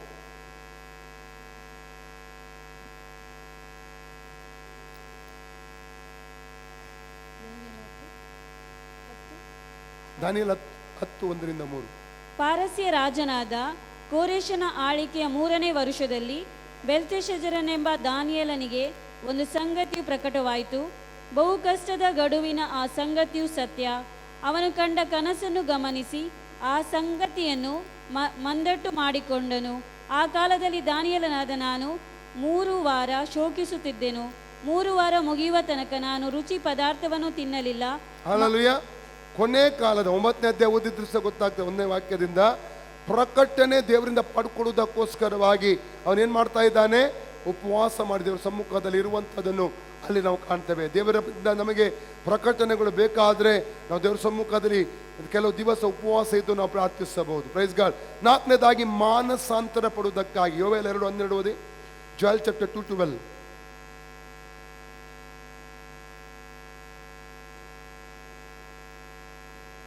ಯೆಹೋವನು ಇಂತೆನ್ನುತ್ತಾನೆ, ಈಗಲಾದರೂ ನೀವು ಮನಪೂರ್ವಕವಾಗಿ ನನ್ನ ಕಡೆಗೆ ತಿರುಗಿಕೊಂಡು ಉಪವಾಸ ಮಾಡಿರಿ, ಅಳಿರಿ, ಗೋಳಾಡಿರಿ. ನಿಮ್ಮ ಬಟ್ಟೆಗಳನ್ನೆಲ್ಲ ನಿಮ್ಮ ಹೃದಯಗಳನ್ನು ಹರಿದುಕೊಂಡು. ಆಮೇಲೆ ಯಾವುದಕ್ಕಾಗಿ? ಯೋನನ ಪುಸ್ತಕ 3:7-10 ಈಗ ಓದುದು ಬೇಡ. ಅಲ್ಲಿ ನಿನಿವೆ ಜನರಿಗೆ ದೇವರು ಹೇಳ್ತಾನೆ ಏನಂದ್ರೆ, ಯೋನನ ಮೂಲಕ 40 ದಿವಸ ನಿನಿವೆ ಪಟ್ಟಣ ಏನಾಗ್ತದೆ? ನಾಶವಾಗಿ ಹೋಗುತ್ತದೆ. ಆಗ ಅವ್ರು ಏನ್ ಮಾಡ್ತಾ ಇದ್ರು? ಸಂದೇಶವನ್ನು ಕೇಳಿ ಮಾನಸಾಂತರ ಪಟ್ರು. ಇವನವರ ಪ್ರಾಣಿಗಳಿಗೂ ಉಪವಾಸ, ರಾಜನಿಗೂ ಉಪವಾಸ. ಏನಾಯ್ತು? ದೇವರು ತನ್ನ ಮನಸ್ಸನ್ನು ಬದಲಾಯಿಸಿಬಿಟ್ಟು ಬರಮಾಡಬೇಕಾದ ಕೇಡನ್ನು ಅಲ್ಲಿ ದೇವರು ಬದಲಾಯಿಸುವಂತ ನೋಡ್ತೇವೆ. ನನ್ನ ಪ್ರಿಯ ಸಹೋದರ ಸಹೋದರಿಯರೇ, ನಮ್ಮ ಜೀವಿತದಲ್ಲಿ ಅನೇಕ ತಪ್ಪುಗಳನ್ನು ಮಾಡಿದ್ದೇವೆ, ಪಾಪಗಳ ಜೀವನ ಮಾಡ್ತಿರುತ್ತೇವೆ. ದುರಾಶೀರ್ವಾದಕ್ಕೆ ನಾವೇ ತಡೆಯಾಗಿದೆ. ಯಾಕಂದ್ರೆ ಯೆಶಾಯ 59:1 ವಾಕ್ಯ ಹೇಳ್ತದೆ, ನನ್ನ ಕೈ ನಿಮ್ಮ ರಕ್ಷಿಸಲಾರದಂತ ಮುಟ್ಟುಗೈಯಲ್ಲ, ನಿಮ್ಮ ಪಾಪಗಳೇ ನಾನು ನಿಮ್ಮನ್ನು ಆಶೀರ್ವಾದಿಸದಂತೆ ತಡೆ ಮಾಡ್ತೇವೆ ಅಂತ ಒಂದು ಮಾತನ್ನು ದೇವರು ಹೇಳ್ತಾ ಇದ್ದಾನೆ. ಯೆಶಾಯ 1:15 ನೀವು ದೇವರಲ್ಲಿ ಹೇಳುವಂಥದ್ದು, ನೀವು ಕೈ ಎತ್ತಿ ಪ್ರಾರ್ಥಿಸಿದರೆ ನಾವು ನನ್ನ ಕಿವಿಗಳನ್ನು ಮುಚ್ತೇನಂತ ದೇವರು ಹೇಳ್ತಾನೆ. ಕಾರಣ ಏನು ಗೊತ್ತುಂಟ? ಪಾಪ. ಆದರೆ ಉಪವಾಸ ಮಾಡಿ ನಾವು ಮಾನಸಾಂತರ ಪಡುವುದಕ್ಕಾಗಿ ಒಂದು ಒಳ್ಳೆಯ ಒಂದು ಅವಕಾಶ, ಪಾಪದ ಜೀವಿತದಿಂದ ಬಿಡುಗಡೆ ಹೊಂದುವುದಕ್ಕಾಗಿ. ಒಂದು ಉದಾಹರಣೆ ಹೇಳಬೇಕಾದ್ರೆ, 1 ಅರಸು 27-29 ವಾಕ್ಯ ಓದುವುದಾದ್ರೆ ನೋಡಿ, ಇಸ್ರೇಲ್ ಅಲ್ಲಿ ಹುಟ್ಟಿದ ಅರಸುಗಳಲ್ಲಿ ಅಥವಾ ಆಳ್ವಿಕೆ ಮಾಡಿದ ಅರಸುಗಳಲ್ಲಿ ಭಯಂಕರ ಕೆಟ್ಟ ಅರಸರು ಅಂದ್ರೆ, ದುಷ್ಟ ಅರಸರು ಅಂದ್ರೆ 3 ಜನ: ಆಹಾಬ, ಮನಸ್ಸೆ ಮತ್ತು ಯರೊಬ್ಬಾಮ. ಈ ಆಹಾಬನಿಗೆ ಎಲಿಯನ ಮೂಲಕ ದೇವರು ಸಂದೇಶ ಕೊಡ್ತಾ ಇದ್ದಾನೆ, ನ್ಯಾಯ ತೀರ್ಪಿನ ಸಂದೇಶ. ಈ ಸಂದೇಶ ಕೇಳಿದಾಗ ಆಹಾಬನು ಏನ್ ಮಾಡ್ತಾನೆ? ಗೋಣಿ ತೊಟ್ಟನ್ನು ಸುತ್ತಿ ಬೂದಿಯಲ್ಲಿ ಕುಳಿತು ಉಪವಾಸ ಮಾಡಿ ದೀನನಾಗಿ ಆತನು ಪ್ರವರ್ತಿಸುತ್ತಾನೆ. ಅಲ್ಲಲ್ಲಿ ಆಗ ದೇವರು ಪುನಃ ಪ್ರವಾದಿ ಎಲಿಯನ ಮೂಲಕ ಅವನಿಗೆ ಒಂದು ಬಿಡುಗಡೆ ಸಂದೇಶ ಕೊಡ್ತಾ ಇದ್ದೀನಿ. ಇದು ನಿನ್ನ ಕಾಲದಲ್ಲಿ ನ್ಯಾಯ ಬರಮಾಡುವುದಿಲ್ಲ, ಮಕ್ಕಳ ಕಾಲದಲ್ಲಿ ಮಾಡ್ತಾರೆ. Hallelujah, hallelujah. ಹಾಗಾದ್ರೆ ಮಾನಸಾಂತರ ಪಡುವುದಕ್ಕೋಸ್ಕರವಾಗಿ, ಪಶ್ಚಾತ್ತಾಪ ಪಡುವುದಕ್ಕೋಸ್ಕರವಾಗಿ ನಾವು ಉಪವಾಸವನ್ನಿಟ್ಟು ನಾವು ಪ್ರಾರ್ಥಿಸಬೇಕು. Praise God, hallelujah. 5ನೇದಾಗಿ ಲೂಕ 4ನೇ ಅಧ್ಯಾಯ 1ನೇ ವಾಕ್ಯದ ಓದುವುದಾದ್ರೆ, ಮತ್ತೆ 4:1 ಶೋಧನೆಗಳ ಮಧ್ಯದಲ್ಲಿ ನಾವು ಹೋಗುವಾಗ, ಹೋರಾಟಗಳ ಮಧ್ಯದಲ್ಲಿ ಹೋಗುವಾಗ ಉಪವಾಸ ಇದ್ದು ಪ್ರಾರ್ಥಿಸುವುದಾದ್ರೆ ದೇವರ ಬಿಡುಗಡೆ ನಾವು ಕಾಣಲಿಕ್ಕೆ ನಮಗೆ ಸಾಧ್ಯ. ಹಲ್ಲೆಲೂಯಾ. ಇನ್ನೊಂದು ವಿಷಯಕ್ಕೆ ಹೋಗುವ. ಎಷ್ಟು ದಿವಸ ಉಪವಾಸ ಮಾಡಬಹುದು? 1 ದಿವಸ ಮಾಡಬಹುದು. ಮೊದಲನಾಗಿ ನ್ಯಾಯಸ್ಥಾಪಕರ ಪುಸ್ತಕ 16ನೇ ಅಧ್ಯಾಯ 26ರಿಂದ 28 ವಾಕ್ಯ ಓದಿ. Judges, book of judges chapter 16, 26 to 28. 1 ದಿವಸ ನಾವು ಮಾಡಬಹುದು ಬಿಬ್ಲಿಕಲ್ ಆಗಿ. ಬೇಗನೆ ಮುಗಿಸ್ತೇನೆ, 10 ನಿಮಿಷದಲ್ಲಿ. ಓಕೆ, ಓದುದು ಬೇಡ. ನ್ಯಾಯಸ್ಥಾಪಕರು 16, 26ರಿಂದ 28 ಬರ್ಕೊಳ್ಳಿ ನೀವು. 1 ದಿವಸದ ಉಪವಾಸ. 2ನೇದಾಗಿ 7 ದಿವಸ ಉಪವಾಸ ಮಾಡಬಹುದು. ಆಗ್ಲೇ ಓದಿದ್ದೇವೆ ನಾವು 2 ಸಾಮುವೇಲ 12ನೇ ಅಧ್ಯಾಯ 15ರಿಂದ 20. ದಾವೀದನು 7 ದಿವಸ ಉಪವಾಸ ತಗೊಂಡ. 3ನೇದಾಗಿ 14 ದಿವಸ ತಗೊಳ್ಬಹುದು. ಅಪೊಸ್ತಲರ ಕೃತ್ಯ 27 ಅಧ್ಯಾಯ 33ರಿಂದ 37 ವಾಕ್ಯಗಳು. ಯಾರು ತಗೊಂಡ್ರು? ಪೌಲ ಮತ್ತು ಅವನ ಸಂಗಡಿಗರು 14 ದಿವಸದ ಉಪವಾಸ ತಗೊಂಡರು. 4ನೇದಾಗಿ 21 ದಿವಸದ ಉಪವಾಸ. ದಾನಿಯೇಲ 10 3ನೇ ವಚನ 21 ದಿವಸ ಉಪವಾಸ ದಾನಿಯೇಲ ತಗೊಂಡ. 5ನೇದಾಗಿ 40 ದಿವಸ ಉಪವಾಸ ತಗೊಳ್ಬಹುದು ಬಿಬ್ಲಿಕಲ್ ಆಗಿ. ಧರ್ಮೋಪದೇಶಕನ 9:18 ಮೋಶೆ ತಗೊಂಡ. ಲೂಕ 4:1ನೇ ವಾಕ್ಯದಿಂದ ಓದುವುದಾದ್ರೆ, ಮತ್ತೆ 4:1 ಓದುವುದಾದ್ರೆ ಯೇಸು ಕ್ರಿಸ್ತನ ತಗೊಂಡ. 1 ಅರಸು 19:8 ಎಲಿಯ ತಗೊಂಡ. 40 ದಿವಸದ ಉಪವಾಸ ನಾವು ತಗೊಳ್ಬಹುದು. ಅದರ ನಂತರ ಕೆಲವು ದಿವಸಗಳು ಅಂತ ನೆಹೆಮಿಯ 1:4ನೇ ವಾಕ್ಯ ಓದುವುದಾದ್ರೆ ಗೊತ್ತಾಗ್ತದೆ. ಅವನು ಕೆಲವು ದಿವಸ ಅಂತ ಮೆನ್ಷನ್ ಮಾಡಲ್ಪಟ್ಟಿದೆ ಅಲ್ಲಿ. ಅದು ಒಂದು ವೇಳೆ 21 ಆಗಿರ್ಬೋದು, 40 ಆಗಿರ್ಬೋದು, 40ಕ್ಕಿಂತ ಅಧಿಕ ಕೂಡ ಆಗಿರ್ಬೋದು. ನೆಹೆಮಿಯ ಕೆಲವು ದಿವಸಗಳ ಆಳೆಗೆ ಅದು ಪ್ರಾರ್ಥನೆ ಮಾಡ್ತಾ ಇದ್ದಂತ, ಉಪವಾಸ ಮಾಡಿ ಪ್ರಾರ್ಥಿಸ್ತಿದ್ದ ವಾಕ್ಯದಲ್ಲಿ ನೆಹೆಮಿಯ 1:4ನೇ ವಾಕ್ಯದಲ್ಲಿ ಓದುತ್ತೇವೆ. ಆದರೆ ಒಂದು ತಿಳ್ಕೋಬೇಕು, ಉಪವಾಸದ ಕಂಡೀಷನ್ಗಳನ್ನು ಅರಿತುಕೊಳ್ಬೇಕು ನಾವು. Praise God. ಉಪವಾಸಕ್ಕೆ ಕೆಲವು ಏನಿದೆ, ನಿಬಂಧನೆ ಇದೆ, ಅದನ್ನು ತಿಳ್ಕೊಳ್ಳುವ ನಾವು. ಮೊದಲನೆಯ ಒಂದು ಕಂಡೀಷನ್ ಆವಾಗಲೇ ಹೇಳಿದಂತೆ 2 ಪೂರ್ವಕಾಲ 20ನೇ ಅಧ್ಯಾಯ 3ನೇ ವಾಕ್ಯ, ದೇವರನ್ನು ಆಶ್ರಯಿಸಬೇಕು. ಅರ್ಥ ಆಯ್ತಾ? 2ನೇ ಕಂಡೀಷನ್, ದೇವರ ಆತ್ಮನ ನಡೆಸುವಿಕೆ ಬೇಕು. ಲೂಕ 4:1 ಹೇಳ್ತದೆ, ದೇವರ ಆತ್ಮನಿಂದ ಉಪವಾಸ ಮಾಡುವುದಕ್ಕಾಗಿ ಅಡವಿಗೆ ಯೇಸು ಕ್ರಿಸ್ತ ನಡೆಸಲ್ಪಟ್ಟ. ದೀರ್ಘಕಾಲದ ಉಪವಾಸ ಮಾಡಬೇಕಾದ್ರೆ ಪವಿತ್ರಾತ್ಮನ ನಡೆಸುವಿಕೆ ನಮಗೆ ಅತಿ ಪ್ರಾಮುಖ್ಯವಾಗಿ ಬೇಕು. ನಮ್ಮ ಸ್ವಂತ ತೀರ್ಮಾನ ತಗೊಂಡು ನಾವು ದೀರ್ಘಕಾಲದ ಉಪವಾಸಕ್ಕೆ ನಾವು ಹೋಗಬಾರದು. ಪ್ರಾರ್ಥಿಸಿ ಪವಿತ್ರಾತ್ಮನ ನಡೆಸುವಿಕೆ ನಾವು ಕೇಳಬೇಕು. ಪವಿತ್ರಾತ್ಮ ನಡೆಸುವುದಾದರೆ ನಾವು ದೀರ್ಘಕಾಲದ ಉಪವಾಸ ಪ್ರಾರ್ಥನೆ ನಾವು ಮಾಡಬಹುದು. ಪ್ರಿಯರೇ, ಯೇಸು ಸ್ವಾಮಿಯನ್ನು ಪವಿತ್ರಾತ್ಮನು ಅಲ್ಲಿ ನಡೆಸುವಂಥದ್ದನ್ನು ಆ ವಾಕ್ಯ ಭಾಗದಲ್ಲಿ ನಾವು ನೋಡೋದಕ್ಕೆ ನಮಗೆ ಸಾಧ್ಯವಾಗ್ತಾ ಇದೆ. ಮತ್ತು 3ನೇದಾಗಿ ಸೇವೆ ಮಾಡುವಾಗ ಲೂಕ 2:37 ಅನ್ನ ಅವನು 100ಕ್ಕಿಂತ ಅಧಿಕ ವರ್ಷ ಅವರಿಗೆ ಪ್ರಾಯ ಆಗಿದೆ, ಉಪವಾಸ ಮಾಡಿ ದೇವರ ಸೇವೆಯಲ್ಲಿ ಮಾಡುವಂಥದ್ದನ್ನು ಅಲ್ಲಿ ನಾವು ಕಾಣ್ತೇವೆ. 4ನೇದಾಗಿ ಮತ್ತಾಯ 6:16-18 ಅಂತರಂಗವಾಗಿ, ಗುಪ್ತವಾಗಿ. ಹಲ್ಲೆಲೂಯಾ. ಕೆಲವು ಸಮಯಗಳಲ್ಲಿ ಕೆಲವರು ನಮಗೆ ಸಿಗ್ತಾರೆ ಆಫೀಸಲ್ಲಿ ಉಪವಾಸ ಇದ್ದರೆ, ಕೆಲವರು ಮನೆಗೆ ಹೋದಾಗ, ಕೆಲವರು ನಮ್ಮ ಮನೆಗೆ ಬಂದು ನಮ್ಮಟ್ಟು ಊಟ ಮಾಡಿ ಅಂತ ಹೇಳ್ತಾರೆ. ಅವಾಗ ಹೇಳಲೇಬೇಕಾಗ್ತದೆ. ಕೊಚ್ಚಿಕೊಳ್ಳುವುದಕ್ಕಾಗಿ ನಾವು ಹೇಳುವುದಾದರೆ ಅದರ ಫಲ ನಮಗೆ ಸಿಗುವುದಿಲ್ಲ. ಅರ್ಥ ಆಯ್ತಾ? ಜಮ್ಮ ಕೊಚ್ಚಿಕೊಳ್ಳುವುದಕ್ಕಾಗಿ ನಾವು ಹೇಳುವುದಾದರೆ ನಮಗೆ ಅದರ ಫಲ ನಮಗೆ ಸಿಗುವುದಿಲ್ಲ. ಹೇಳಬೇಕಾದ ಅನಿವಾರ್ಯತೆ ಕೆಲವು ಸಲ ನಮಗೆ ಬಂದರೆ ಹೇಳಿದ ಅದನ್ನು ತೊಂದರೆ ಇಲ್ಲ. ಯಾಕಂದರೆ ದೇವರು ನಮ್ಮ ಭಾವನೆಗಳನ್ನು ತಿಳಿದಿದ್ದಾನೆ. Hallelujah, praise God. 5ನೇದಾಗಿ ನಾವು ಹೇಗೆ ಉಪವಾಸ ಮಾಡಬೇಕಾದ ನಿಬಂಧನೆ ಎಂದರೆ, ದಾನಿಯೇಲ 9ನೇ ಅಧ್ಯಾಯ 1-4 ವಾಕ್ಯ, ಪ್ರಾರ್ಥಿಸಬೇಕು. ಉಪವಾಸ 5ನೇ ನಿಬಂಧನೆ ಏನಾಗಿದೆ? ಪ್ರಾರ್ಥನೆ ಇಲ್ಲದೆ ಉಪವಾಸ ಮಾಡಿದರೆ ಏನು ಪ್ರಯೋಜನ ಇಲ್ಲ. ಪ್ರಾರ್ಥನೆ ಬೇಕೇ ಬೇಕು. ಉಪವಾಸ ಮಾಡುವ ಸಮಯದಲ್ಲಿ ಎಷ್ಟು ಸಾಧ್ಯ ಅಷ್ಟು ಪ್ರಾರ್ಥನೆ ನಿಮಗೆ ಅವಶ್ಯಕವಾದದ್ದು. 6ನೇದಾಗಿ 6ನೇ ಕಂಡೀಷನ್ 2 ಸಾಮುವೇಲ 12:15-20 ಅವಾಗ ಓದಿದ ವಾಕ್ಯ, ದಾವೀದನು ಆರಾಧನೆ ಮಾಡ್ತಾ ಇದ್ದ. 20ನೇ ವಾಕ್ಯ ಏನು ಮಾಡಿದ ದಾವೀದನು? ಆರಾಧನೆ. ನಮಗೆ ಉಪವಾಸ ಪ್ರಾರ್ಥನೆ ಅವಶ್ಯಕ. ಆದಷ್ಟು ಆರಾಧನೆ ನಾವು ಮಾಡಬೇಕು ದೇವರನ್ನು.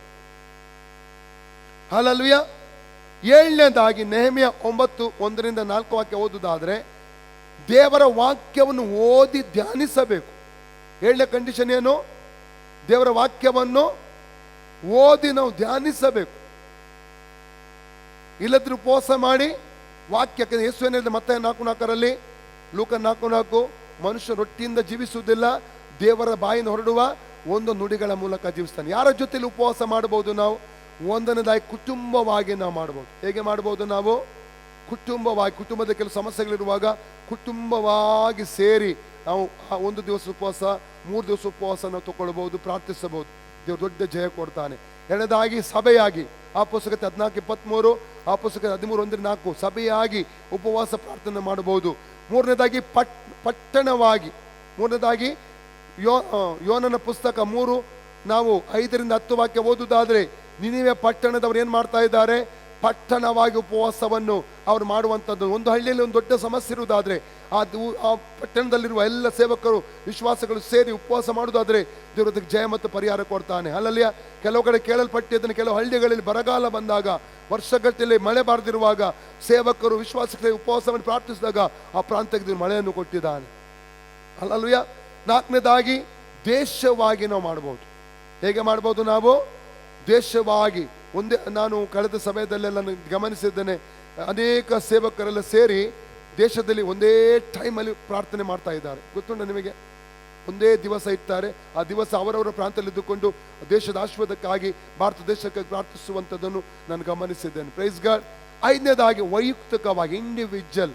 ಅವಾಗ ಓದಿದ ವಾಕ್ಯ ಧರ್ಮೋಪದೇಶ ಕಾಂಡ 9:18, ಯೇಸು ಕ್ರಿಸ್ತನು ವೈಯಕ್ತಿಕವಾಗಿ ಮಾಡಿದ. Praise God. ಮೋಶೆಯಲ್ಲಿ ಧರ್ಮೋಪದೇಶ 9:18 ಮೋಶೆ ಮಾಡಿದ. ವೈಯಕ್ತಿಕವಾಗಿ ನಾವು ಉಪವಾಸವನ್ನು ನಾವು ಮಾಡಬಹುದು. ಉಪವಾಸ ಪ್ರಾರ್ಥನೆ ಆಶೀರ್ವಾದದ ಬಗ್ಗೆ ಅನೇಕ ವಾಕ್ಯಗಳು ಉಂಟು. ದಾನಿಯೇಲನ ಪುಸ್ತಕ ಓದುವುದಾದ್ರೆ ಅವರ ವಿರೋಧ ಬಗ್ಗೆ ಅನೇಕ ಸಮಸ್ಯೆಗಳು ಬಂದವು. ದಾನಿಯೇಲನ ಪುಸ್ತಕ 4ನೇ ಅಧ್ಯಾಯ 1-3 ವಾಕ್ಯ ಓದಿದ್ರೆ, ಅವರು ಯಹೂದ್ಯರೆಲ್ಲ ಸೇರಿ ಉಪವಾಸ ಮಾಡಿದ್ರು. ಅವ್ರು ನಾಶ ಮಾಡಬೇಕಂತ ಒಂದು ಕಾನೂನು ಬರ್ತದೆ. ಆ ಒಂದು ಮಂತ್ರಿ ಹಾಮಾನ್ ಏನ್ ಮಾಡ್ತಾ, ಅವ್ರು ನಾಶ ಮಾಡೋದಕ್ಕಾಗಿ ಎಲ್ಲ ಪ್ಲಾನ್ ಮಾಡಿದ, ಕಾನೂನು ತಂದ, ಅದರ ಉಪವಾಸ ಮಾಡಿದ್ರು. ಕೊನೆಗೆ ಎಸ್ತೇರಳು 15-16 ವಾಕ್ಯ ಅದೇ ಅಧ್ಯಾಯದಲ್ಲಿ 4ನೇ ಅಧ್ಯಾಯದಲ್ಲಿ ಓದ್ತೇವೆ. 3 ದಿವಸ ಉಪವಾಸ ಮಾಡಿದರು. ಏನಾಯ್ತು? ಬಾಗಿಲು ತೆರೆಯಲ್ಪಟ್ಟಿತು. ರಾಜನ ಸಮ್ಮುಖಕ್ಕೆ 30 ದಿವಸ ಅವರು ಹೋಗ್ಲಿಕ್ಕೆ ಇರಲಿಲ್ಲ. ಅವರು ಅದನ್ನು ಮೀರಿ ಉಪವಾಸ ಮಾಡಿ ಹೋದಾಗ ಅವರಿಗೆ ರಾಜನಿಗೆ ಕೋಪ ಬರಲಿಲ್ಲ, ಮರಣದಂಡನೆ ಅವಳಿಗೆ ಆಗಲಿಲ್ಲ. ರಾಜನ ದಯ ದೊರಕಿತ್ತು. ರಾಜ ಅವರ ಸಮಸ್ಯೆ ಕೇಳಿದ. ನಂತರವಾಗಿ ಅಲ್ಲಿಯ ಹಾಮಾನ ಒಂದು ಗಲ್ಲು ಕಂಬ ಸಿದ್ಧ ಮಾಡ್ತಾನೆ ಮೊರ್ದೆಕೈಗೋಸ್ಕರ. ಅದೇ ಗಲ್ಲು ಕಂಬದಲ್ಲಿ ಹಾಮಾನ ಬೀಳಬೇಕಾಯ್ತು. ಉಪವಾಸ ಪ್ರಾರ್ಥನೆ ಮಾಡುವಾಗ ಸಂಗತಿಗಳು ಬದಲಾಗುತ್ತವೆ. ಹಲ್ಲೆಲೂಯಾ. ದೇವರ ವಾಕ್ಯ ಹೇಳ್ತದೆ, ಏಷ್ಯ 54:17, ನಿನಗೆ ವಿರುದ್ಧವಾಗಿ ಕಲ್ಪಿಸಿದ ಯಾವುದೇ ಆಯುಧ ಅದು ಫಲಿಸುವುದೇ ಇಲ್ಲ. ಎಷ್ಟು ಉಪವಾಸ ಮಾಡ್ಬೇಕಂತ ತೀರ್ಮಾನ ಮಾಡಿದ್ದೀರಿ? ಹಲ್ಲೆಲೂಯಾ. ಉಪವಾಸ ಪ್ರಾರ್ಥನೆ ಅತಿ ಪ್ರಾಮುಖ್ಯವಾದದ್ದು ಪ್ರಿಯರೇ. ಸೇವೆಯಲ್ಲಿ ಆತ್ಮಿಕ ಜೀವಿತ ಬೆಳೆಯುವುದಕ್ಕೆ ಉಪವಾಸ ಪ್ರಾರ್ಥನೆ ಅತಿ ಪ್ರಾಮುಖ್ಯವಾದದ್ದು. ಪೌಲನು ಹೇಳ್ತಾನೆ 1 ಕೊರಿಂಥ 9:27, ನಾನು ಇತರರನ್ನು ಹೋರಾಟ ಕರೆದ ಮೇಲೆ ನನ್ನ ಅಯೋಗ್ಯನಾದನೆಂಬ ಕಾರಣಕ್ಕಾಗಿ ನನ್ನ ಶರೀರವನ್ನು ಜಜ್ಜಿ ಸ್ವಾಧೀನಪಡಿಸಿಕೊಳ್ತೇನೆ. ಎದ್ದುಕೊಳ್ಳಿ, ಪ್ರಾರ್ಥಿಸೋಣ. ರಾಕ್ಷಾಶಿಕ ರಬಕಾಸಿ ಅಂತ ರಬಲ ದೇವರಾತ್ಮನಲ್ಲಿ ಬಲವಾಗಿ ಚಲಿಸ್ತಾ ಇದ್ದಾನೆ ಪ್ರಿಯರೇ. ದೇವರ ಕರೆಗೆ ಒಪ್ಪಿಸಿ ಕೊಡೋಣ. ನೀವು ಕೈ ಎತ್ತುವಂತ ಅವಶ್ಯಕತೆ ಇಲ್ಲ, ತೀರ್ಮಾನ ನಿಮ್ಮದು. ಆದರೆ ವಾರದಲ್ಲಿ 1 ದಿವಸ 2 ದಿವಸ ಉಪವಾಸ ಇಟ್ಟು ಅಲ್ಲಲ್ಲಿ ಆ ದಿವಸದ ಪ್ರಾರ್ಥಿಸಿ, ಪ್ರತ್ಯೇಕವಾಗಿ ನೀವು ಒಂದು ಸ್ಥಳವನ್ನು ನೋಡಿ ಪ್ರಾರ್ಥಿಸಿರಿ, ಆರಾಧಿಸಿರಿ, ವಾಕ್ಯ ಓದ್ರಿ, ದೇವ್ರ ಸಮ್ಮುಖದ ಸಮಯ ಕಳೆಯಿರಿ. ಹಲ್ಲೆಲೂಯ. ನಾನು ನಿಮಗೆ ಎನ್ಕರೇಜ್ ಮಾಡ್ತೇನೆ. ಉಪವಾಸ ಮಾಡುವುದಕ್ಕಾಗಿ, ಉಪವಾಸ ಪ್ರಾರ್ಥನೆ ಮಾಡುವುದಕ್ಕಾಗಿ ದೇವರು ನಿಮಗೆ ಪ್ರೋತ್ಸಾಹಿಸ್ತಾ ಇದ್ದಾನೆ. ಉಪವಾಸ ಮಾಡುವಾಗ ದೇಶದ ಬಂಧನಗಳು ಮುರಿಯಲ್ಪಡುತ್ತದೆ, ಪಟ್ಟಣದ ಬಂಧನಗಳು ಮುರಿಯಲ್ಪಡುತ್ತದೆ, ಕುಟುಂಬದ ಬಂಧನಗಳು ಮುರಿಯಲ್ಪಡುತ್ತದೆ, ವೈಯಕ್ತಿಕ ಜೀವಿತದ ಬಂಧನಗಳು ಮುರಿಯಲ್ಪಡುತ್ತದೆ. ರೋಗಿಗಳು ಸೌಖ್ಯ ಹೊಂದಿಕೊಳ್ಳುತ್ತಾರೆ. ಮಾತ್ರವಲ್ಲ, ದೇವರ ಶಕ್ತಿ ನಮ್ಮ ಜೀವಿತದಲ್ಲಿ ಅದು ಹರಿಯ ಬರುವಂತದ್ದಾಗಿದೆ. ದೇವರು ನಮ್ಮ ಜೀವಿತದಲ್ಲಿ ಕಾರ್ಯ ಮಾಡ್ಲಿಕ್ಕೆ ಹೋಗ್ತಾನೆ ಪ್ರಿಯರೇ. ಈ ಸಮಯ ತೀರ್ಮಾನ ನೀವು ಮಾಡಿಕೊಡ್ರಿ. ನಾನು ನಿಮಗೋಸ್ಕರ ಪ್ರಾರ್ಥನೆ ಮಾಡ್ತಾ ಇದ್ದೇನೆ. ಹಲ್ಲೆಲೂಯಾ. ಉಪವಾಸ ಮಾಡಲೇಬೇಕು, ತೀರ್ಮಾನ ತಗೊಳ್ರಿ. ವಾರಕ್ಕೊಮ್ಮೆ ಮಾಡಬಹುದು, ತಿಂಗಳಿಗೊಮ್ಮೆ ಮಾಡಬಹುದು, ಅಥವಾ ತಿಂಗಳಿಗೊಮ್ಮೆ 3 ದಿವಸ ಮಾಡಬಹುದು. ತೀರ್ಮಾನ ನಿಮ್ಮದು. ಅಥವಾ 2-3 ತಿಂಗಳಿಗೊಮ್ಮೆ 7 ದಿವಸ ತಗೊಳ್ಬಹುದು. ತೀರ್ಮಾನ ನಿಮ್ಮದು. ಪ್ರಾರ್ಥಿಸಿ ದೇವರಾತ್ಮನ ಸಹಾಯದಿಂದ ಉಪವಾಸ ಮಾಡ್ರಿ. Thank you Jesus.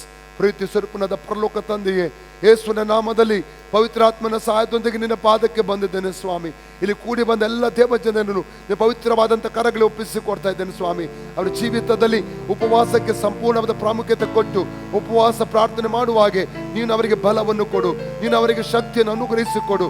ಉಪವಾಸ ಪ್ರಾರ್ಥನೆ ಮೂಲಕವಾಗಿ ಅವರಿಗೆ ದೂರಾಗಿ ಬರುವ ಸೈತಾನಿಕ ತಂತ್ರಗಳು, ಎಲ್ಲ ಅಂಧಕಾರದ ಎಲ್ಲ ಬಂಧನಗಳು, ನೋಗಗಳು ಮುರಿಯಲ್ಪಡುವ ಹಾಗೆ ಅವರ ಜೀವಿತ ಕ್ರಿಯೆಗಳನ್ನು ನಡೆಸಬೇಕಾಗ್ತದೆ ಕೇಳಿಕೊಡ್ತಾನೆ. ಅವ್ರು ಮಾಡೋದು ಉಪವಾಸಗಳು ಅವರ ಕುಟುಂಬಕ್ಕೆ ಆಶೀರ್ವಾದವಾಗಿರಲಿ, ಅವ್ರ ಜೀವಿತಕ್ಕೆ ಆಶೀರ್ವಾದವಾಗಿರಲಿ, ಸಭೆಗೊಂದು ಆಶೀರ್ವಾದವಾಗಿರಲಿ, ಪಟ್ಟಣಕ್ಕೊಂದು ಆಶೀರ್ವಾದವಾಗಿರಲಿ, ದೇಶಕ್ಕೊಂದು ಆಶೀರ್ವಾದ ಬದಲಾಗುವ ಹಾಗೆ ಕೃಪೆ ಮಾಡಬೇಕಾಗ್ತದೆ ಕೇಳಿಕೊಡ್ತಾನೆ ಸ್ವಾಮಿ. ತಂದೆ, ಮಗ, ಪವಿತ್ರ ಹೆಸರಲ್ಲಿ ಇವರೆಲ್ಲರನ್ನು ಅನುಗ್ರಹಿಸುತ್ತೇನೆ ಸ್ವಾಮಿ. ಮಾನ ಮಹಿಮೆ ನಿನಗೆ ಸಲ್ಲಿಸುತ್ತೇವೆ ಯೇಸುವಿನ ಹೆಸರಲ್ಲಿ ತಂದೆಯೇ, ಆಮೆನ್. ಹಲ್ಲೆಲೂಯಾ.